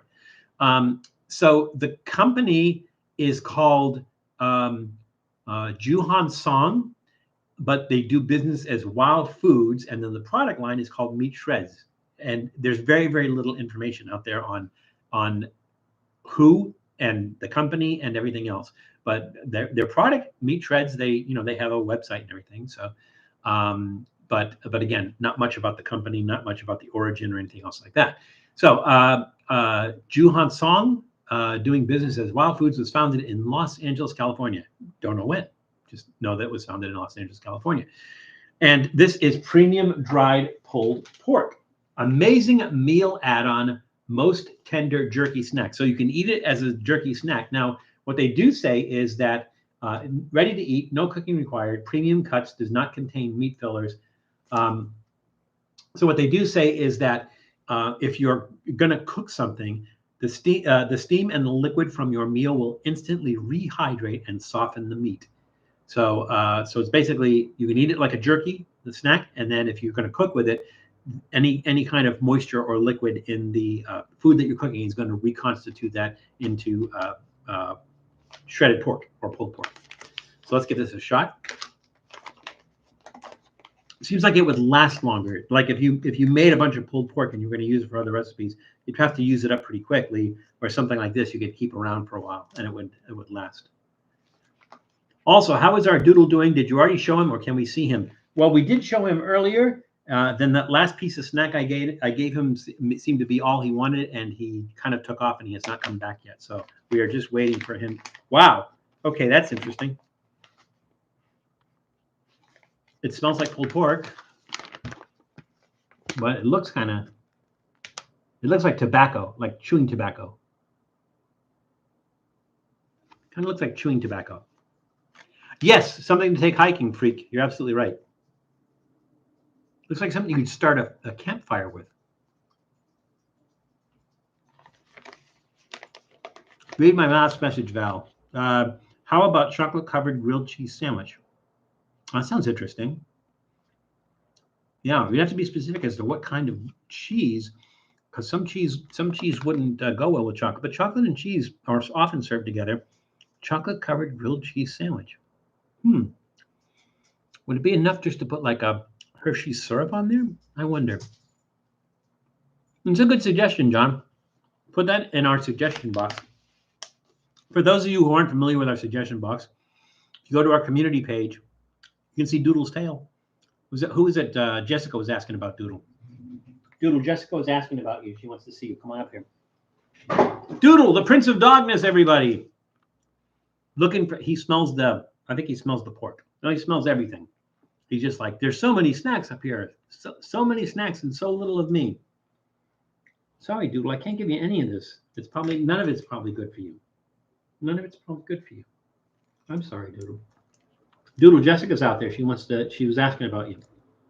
She's out there, Doodle. No? That's it? Okay. I would say it kind of fails as a jerky. I mean, I see what they're going for. So it's kind of chewy, like a jerky, but it's shredded, which jerky typically isn't. And it requires a lot of chewing. So it's very stringy, a lot of fiber to it. Whereas if it was just, what are you licking off the keyboard? What are you licking off there? I don't even know what fell on that keyboard. Don't be licking things off the keyboard. Don't be licking things off the keyboard. Yeah, it's kind of like really chewy and fibery. The flavor's nice. It doesn't have like a really strong barbecue flavor, like a barbecue sauce flavor. It doesn't really have a strong smoke flavor. I don't know. Do they add smoke in here? Let's see. Smoke oil. Yeah, they do add smoke to it. But it's not really as strong a smoke flavor. Like some of these jerkies and other things that have smoke in it, when you open up the package, you're like, oh man, I can smell that smoke. You really can't that much here. It is a nice flavor, but it's very, very subtle. So it doesn't have that sweetness or that tartness of barbecue sauce. It definitely tastes like pork. The texture is a little less than desired because of that stringiness and everything. I'm going to give that, what did I drop? What did I drop, Doodle? What did I drop? Oh, I dropped the pie box. Okay. And I didn't have the pie in it. All right. I'm going to give that a thumbs up because it has good flavor. Thumbs up, trending downward, only because it's kind of weird that it has that stringy texture, that stringy, fibery texture. And it just doesn't have that. It just doesn't have that oomph of barbecue sauce. So yeah, thumbs up, trending downward on that. Doodle, I need to move you off here so that I can do some more stuff because I kind of need this room here. Yeah. But you're welcome to stay and join us. All right. You're a relatively good boy. All right. Let's see. Jerky birria tacos. That could work. Does Doodle have a sandwich named after him? He does not. We could make a Doodle sandwich. I'm not sure what we would make a Doodle sandwich. We could invent a sandwich and call it a Doodle sandwich. How about a chocolate covered raw octopus? That is odd, Jessica. It's doable, but it's odd. So the problem is, if you're going to eat a raw octopus, you want to eat one that is just recently dispatched. So you want one that's alive, that they're cutting the tentacles off, like what they call live octopus, even though it's not alive because of the way the nervous system works. It's still moving around. You would have to use that and put chocolate on that, I think. I would say that would work only because octopus honestly doesn't have a lot of flavor. It has a very, very subtle flavor. It's mostly about texture. That could work. Jessica, put that in our suggestion box. So for those who don't know where the suggestion box is, if you go to our main YouTube page and you go to I think it's the community tab, and under the community tab, one of the posts says suggestion box. So go in there, Doodle. I don't like the idea of you walking around down there trying to find scraps of food. Just go and look to see to find the post that says suggestion box, and then add that to the section suggestion box. I mean, it's doable. Maybe like, I just don't know how safe it is to eat raw octopus that isn't cooked, but it's dead. Like, so if you buy you can buy the baby octopuses and they're octopi. You buy the baby octopi and they're frozen, but I don't know if it's safe to eat those raw or not. I'm not sure. But put it in the suggestion box and we'll figure it out. Even if we'll figure out something out. So Jessica, just put it in the suggestion box. Eli is here. I would not call myself an ordinary average guy, although we did do an ordinary average guy live stream. So the Dude Witch. Love Doodle's best. Also, I know I always say this, but I still love when he waved that one time. I know we'll never get him. I was going to say we'll never get him to do that again, but that was a fluke, and it could always happen again. All right. Did I rate this? I think I gave it a thumbs up, trending downward. And did we do our trivia question?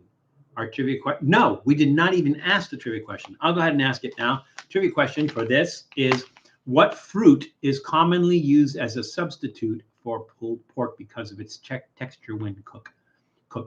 What fruit is commonly used as a vegan substitute for pulled pork because of its texture when cooked?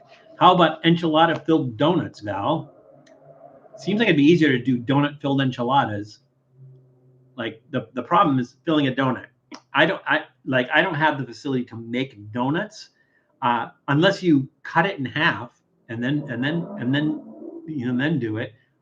It might be easier to do donut-filled enchiladas, but it's possible. It would take some work. Put the suggestion out there, and if we think it's doable and we can pull it off, we'll do it. Doodle sandwich, sourdough bread with short ribs, meat, and Baby Bell cheese, also known as Death by Cute. That would work. We don't want to melt the cheese, though, right? I would think.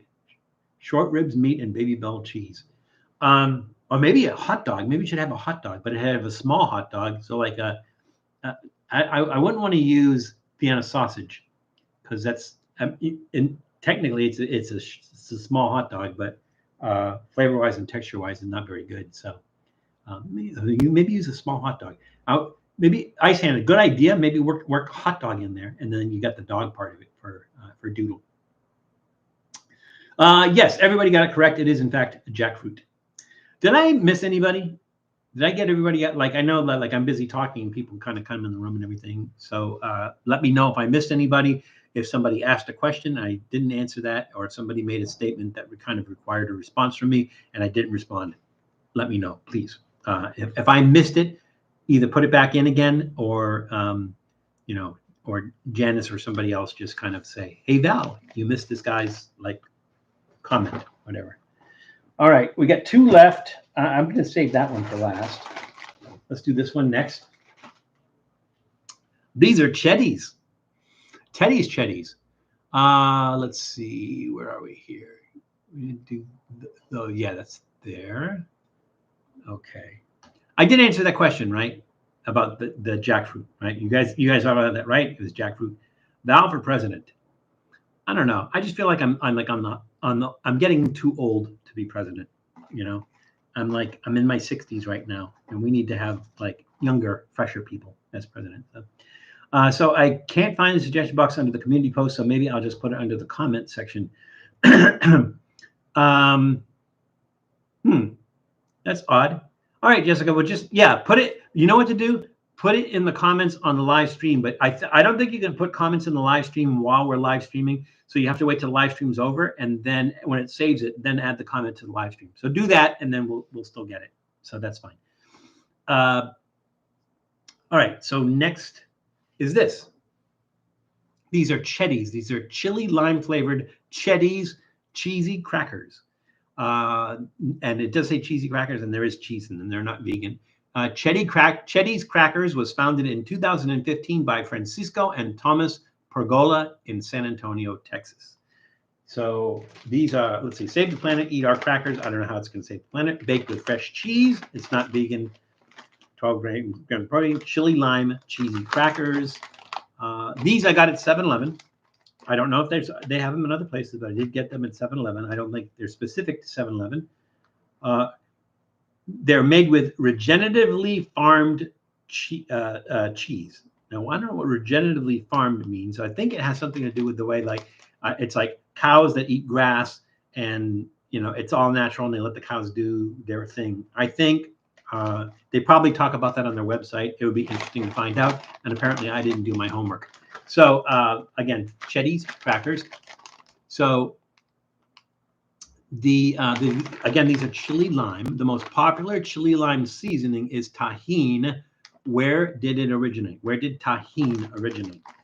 Jessica Stant was having the same issue. For me, the tab is posts, and scroll down, and you'll see a post called Trippy Food Suggestion. Oh, okay. All right. So it doesn't say.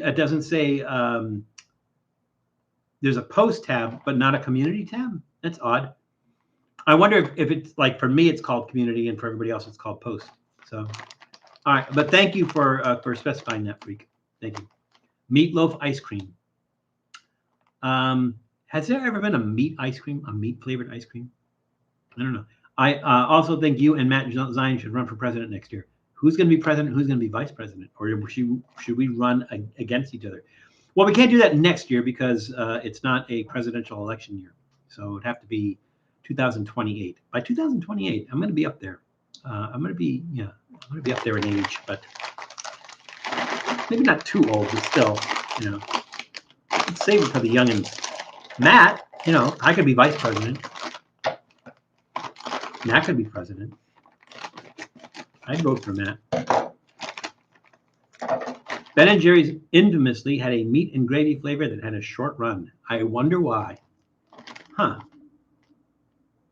But meatloaf flavored. That's interesting.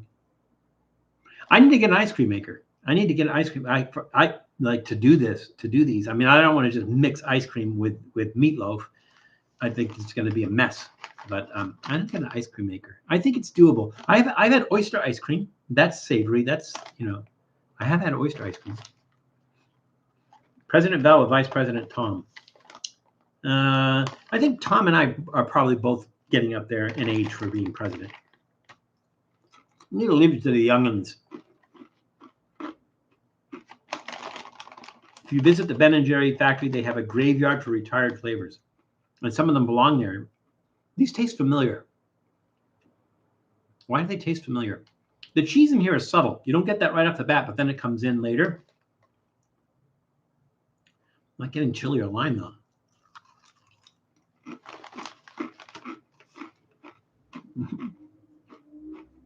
Are you going to live stream yourself being in a haunted house? Well, the problem with that, Jessica, is if it's a real haunted house, they're not going to have electricity. I'm probably not going to have internet service. So I wouldn't be able to live stream that unless I do it from my phone, in which case I don't know that's going to work. But no, I don't think I really have Halloween plans this year. This year, Halloween's going to be kind of subdued. All right, you really have to eat a lot of these before you even start to get the cheese flavor. And that cheese flavor is almost like a Parmesan cheese. But I think it's supposed to be like a cheddar cheese. They're called Cheddies, right? It's supposed to be a cheddar cheese. It's almost like a Parmesan flavor. They're very savory. So they're like, If you've ever had chicken in a biscuit, they're kind of like that. A little bit of a saltiness, very savory. The chili's not strong. It's there.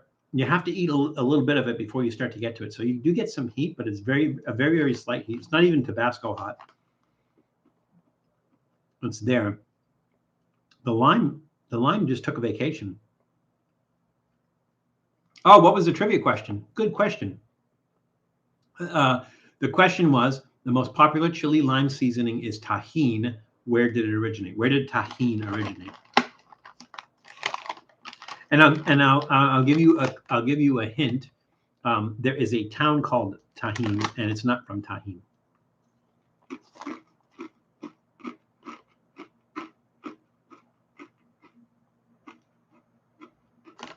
All right, here's the thing. I like these. I like the flavor. I like the texture. I like that they're savory. But to me, it almost doesn't taste like cheddar. It's more like a hard cheese, like a Romano or Parmesan or something like that. Which is kind of weird. It says medium heat. It's not medium heat. It's a low heat. It's a mild heat, very mild heat. And the lime. It's like, where's the lime? I wish I had some tahine here. I would put that in there so I would get that chili and lime flavor. Again, I like it. I like it a lot. I like the flavor.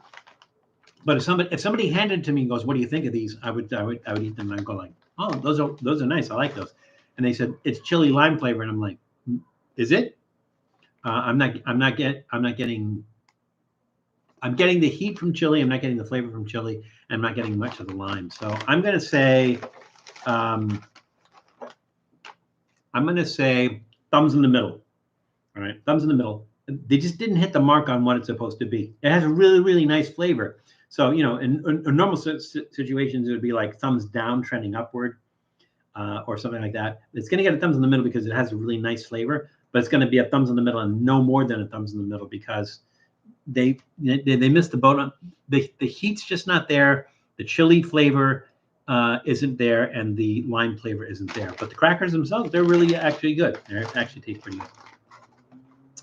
So the trivia question was, again, the most popular chili lime seasoning is tahine. Where did it originate? Miguel Rangel said Mexico. Jenna says Zapopan.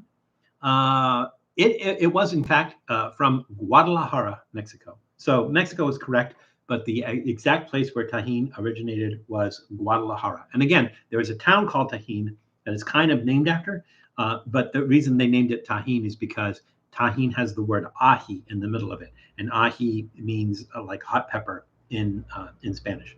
So that's why it's tahine. So Guadalajara, Mexico. Thou plant plants in a cemetery and go back every day and keep them watered.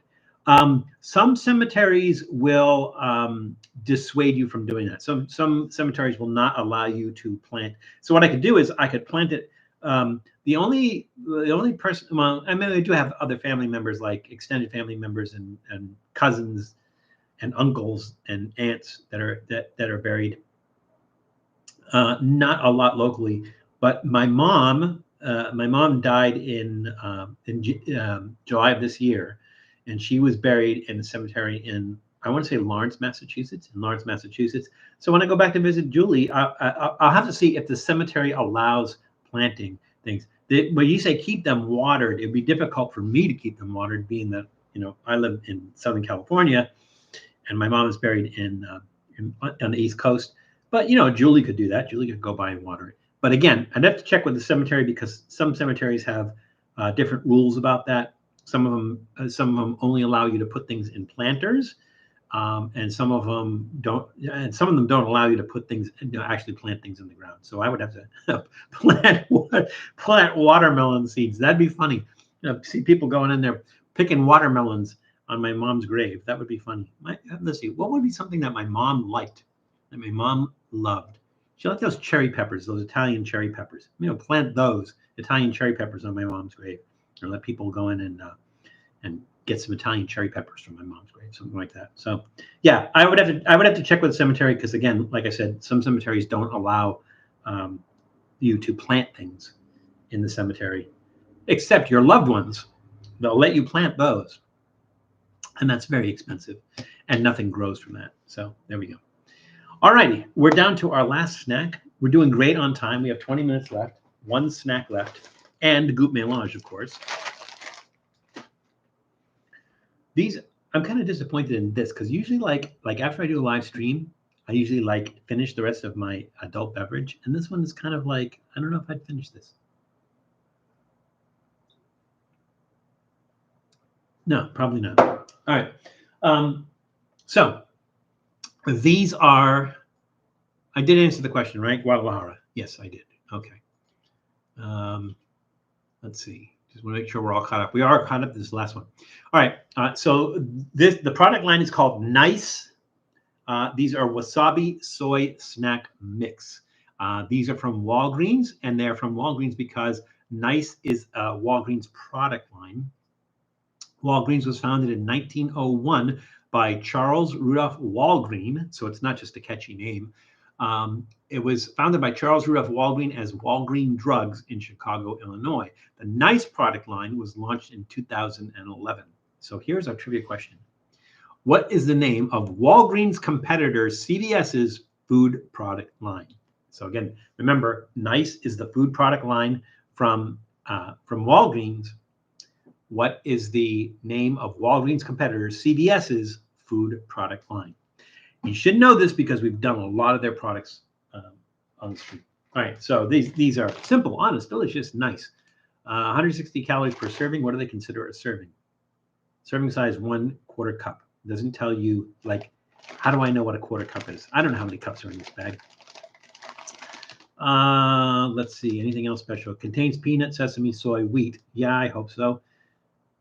Contains bioengineered food ingredients. So not real peanuts, sesame, soy, and wheat, maybe. There's a lot of ingredients in here. It does, let's see, it says wasabi peas, wasabi flavor, but it doesn't say whether that's actually wasabi or not. So this is definitely something we're going to want to open from the bottom.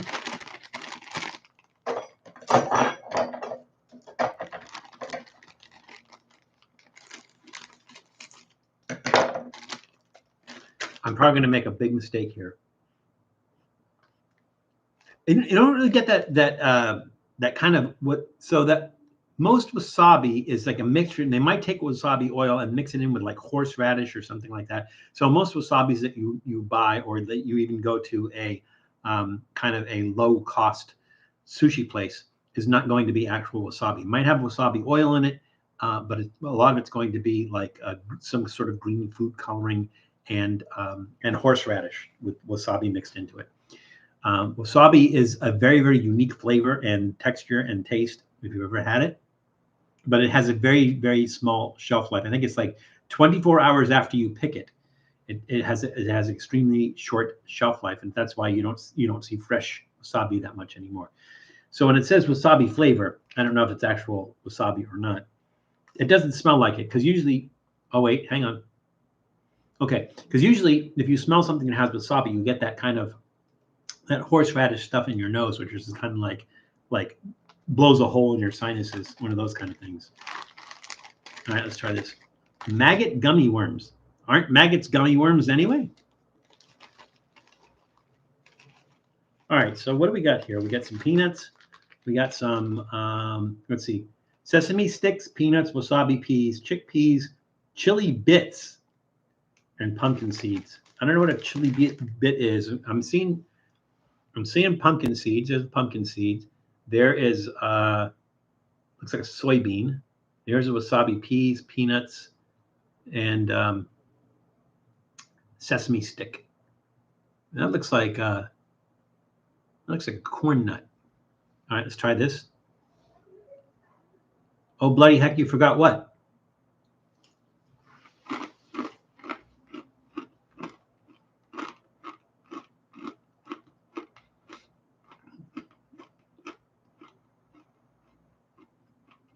I'm not really strong. Usually the ones that have like the strong wasabi flavor kind of goes up the back of your nose. This one, not so much. This one has the flavor. You get the flavor.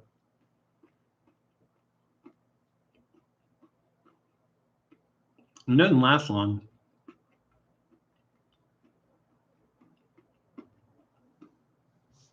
Like if you ever tried wasabi peas just by themselves, they have a really, really strong kick. And these don't. Cream of maggot soup. John, do you have any idea how many maggots it would take to make cream of maggot soup? Maggots are not cheap. And I say this from experience, doing some of your maggot requests. They're not cheap.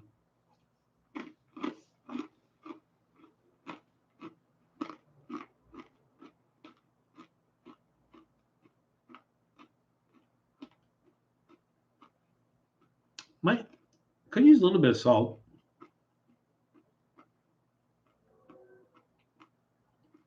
I don't know if it's what they put together, but it lacks a little bit something in. Nothing really stands out.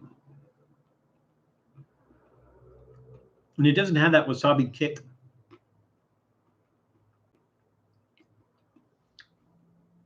There's a difference of texture in there. That's nice. It's kind of meh. I mean, it's not horrible. It's not amazing.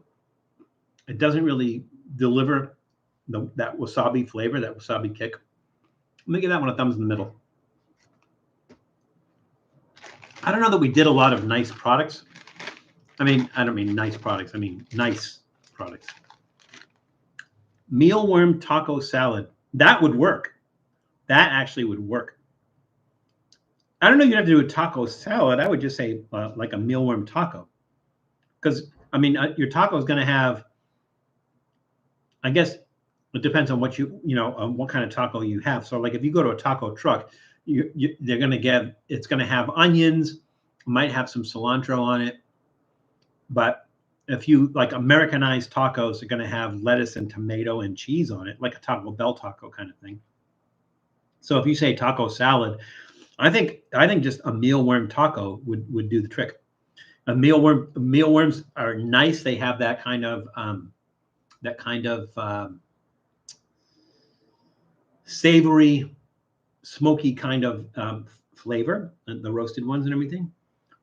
I think that would be really, really nice touch. Because, like, for instance, I have had grasshopper tacos, the chapalinas, which are the Oaxacan grasshoppers.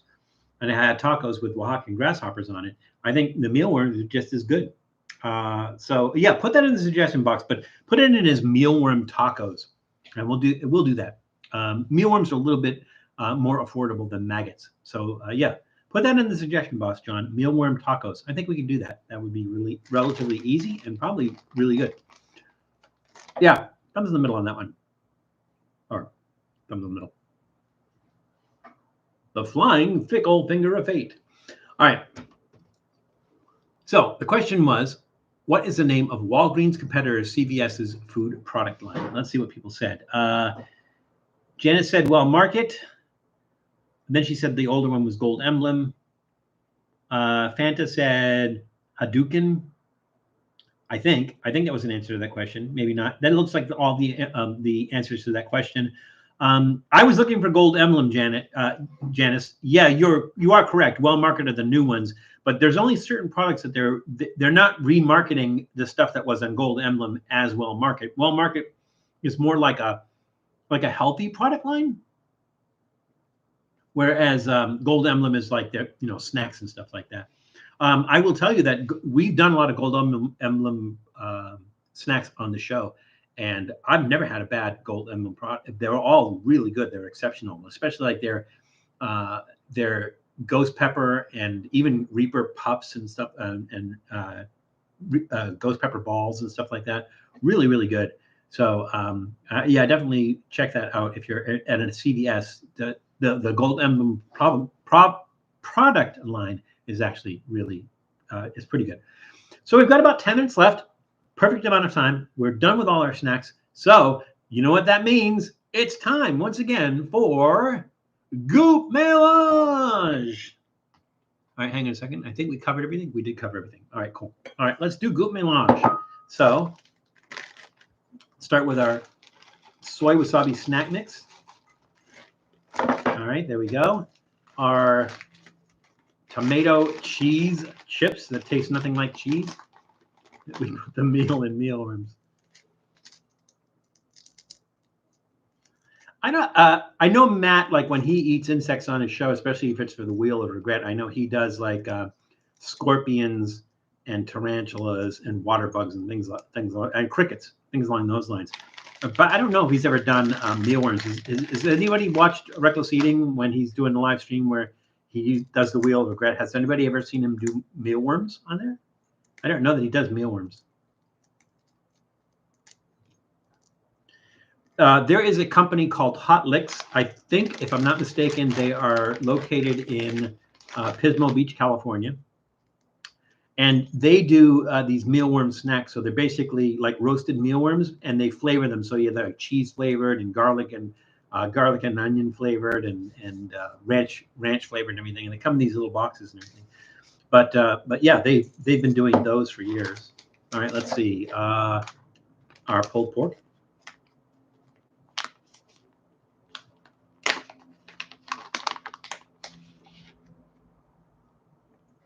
Looks like tobacco.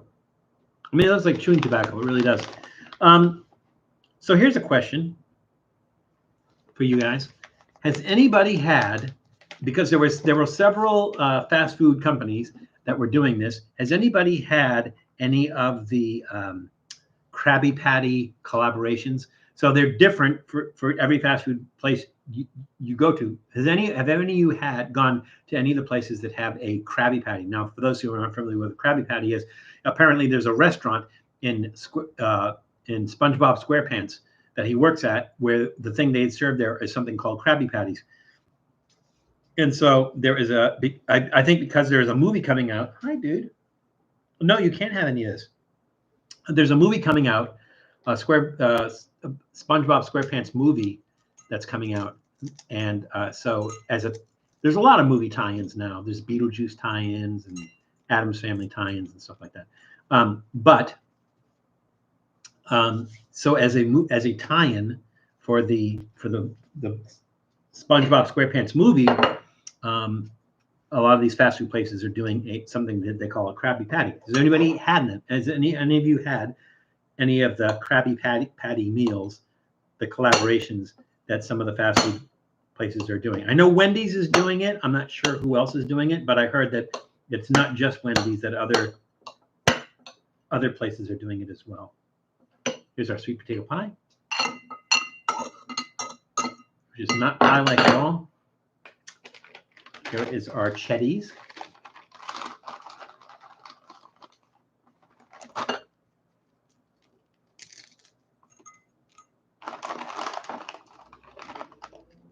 Ooh, the Tootsie Roll is going to be tough. I don't know how we're going to do the Tootsie Roll. So we got the crunchy clusters. Let's see. I am going to do the caramel apple and the sweet cinnamon and figure out how I'm going to get this in a goût mélange format. Yeah. Yes, the Addams Family meal at BK, which we did. We didn't do the whole meal. I think Matt did a lot of the different products on his channel on Reckless Eating. The reason that I didn't do all the products is because, for the most part, they're just kind of rebranded thing. So it's like maybe onion rings. It might be like Fester's onion rings or something, but they're just onion rings at the end of the day. There's nothing special about them. So the only thing that was really unique was the Wednesday Whopper, and it was unique because it had the purple potato bun and it had Swiss cheese on it, which was the things that made it different than the regular Whopper. But the only reason when we did it, we only did the Wednesday Whopper because that really seemed to be the only thing that was a departure from the regular menu that just wasn't rebranded. But specifically, I was asking you about the SpongeBob SquarePants Krabby Patty one, and like I said, I know that they're doing that at Wendy's, but I heard that there were a couple of other fast food restaurants that were doing that as well. What did I miss? Oh, the pineapple marshmallow. We tried Krabby Patty burger from Wendy's. It wasn't too special. So what was different about it? What was different about it from a regular like Wendy's burger? Janice, anything at all? Or was it just rebranded? Ooh, there's that jelly in there. Pineapple jelly, which actually is pretty good. All right. Let's mélange this. I got to admit, those Tootsie Rolls are pretty colorful in there. The reason I'm asking about the Krabby Patty one is it does look like a lot of you have tried that. The pineapple frosty was great. The sauce was the only thing different in the Krabby Patty burger. All right, so here is my problem with the Krabby Patty, right? I don't know on the because I don't think they say on the show, on SpongeBob SquarePants show, what a Krabby Patty is made from, but I doubt it's made from beef. And so for me, the fact that you just take I don't know what the equivalent of a Whopper or a Wendy's burger is called, where you're just going to take a regular Wendy's burger and you're going to put something different on it. It doesn't really seem like you're making the effort to make it like a Krabby Patty, whatever that is. And so the reason I bring that up is because I have decided that I am going to make a Krabby Patty. I will not spell it the same way because obviously I don't have any collaboration with SpongeBob SquarePants or Nickelodeon or whoever owns SpongeBob SquarePants. I just think that they do it a grand disservice by just making it a burger. Maybe it's supposed to be a burger. I don't know. I don't know if they've ever mentioned on the show whether it's made with ground beef or something, but I kind of don't think so. All right, here we go. Goût mélange.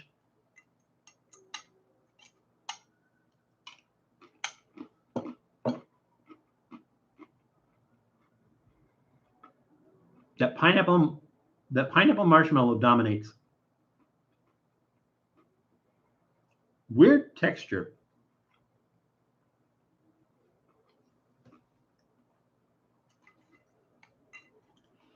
As a whole, it almost has like a cookie texture.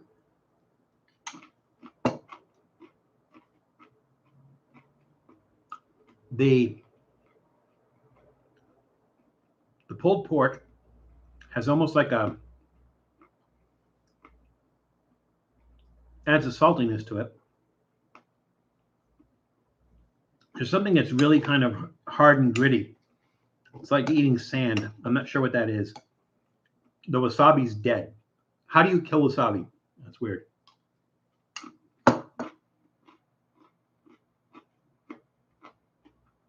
It's sweet and savory. Combination of textures in there. I'm getting the sesame sticks. I'm getting the flavor from the sesame sticks.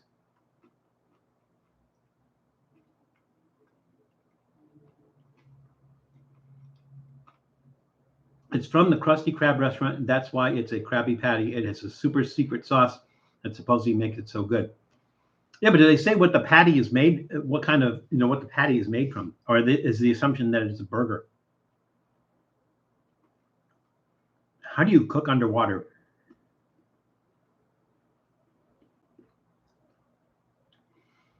That's not bad. That's not bad at all. It's actually pretty good. This is one of the better ones, I think. There's really nothing that really takes in another direction. We have some savory stuff, we have some sweet stuff, we have some salty stuff, and we have some spice. Very few, but we do have some spicy stuff in there.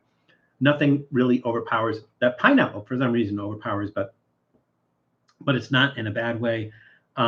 It's a really good blend of flavors and everything.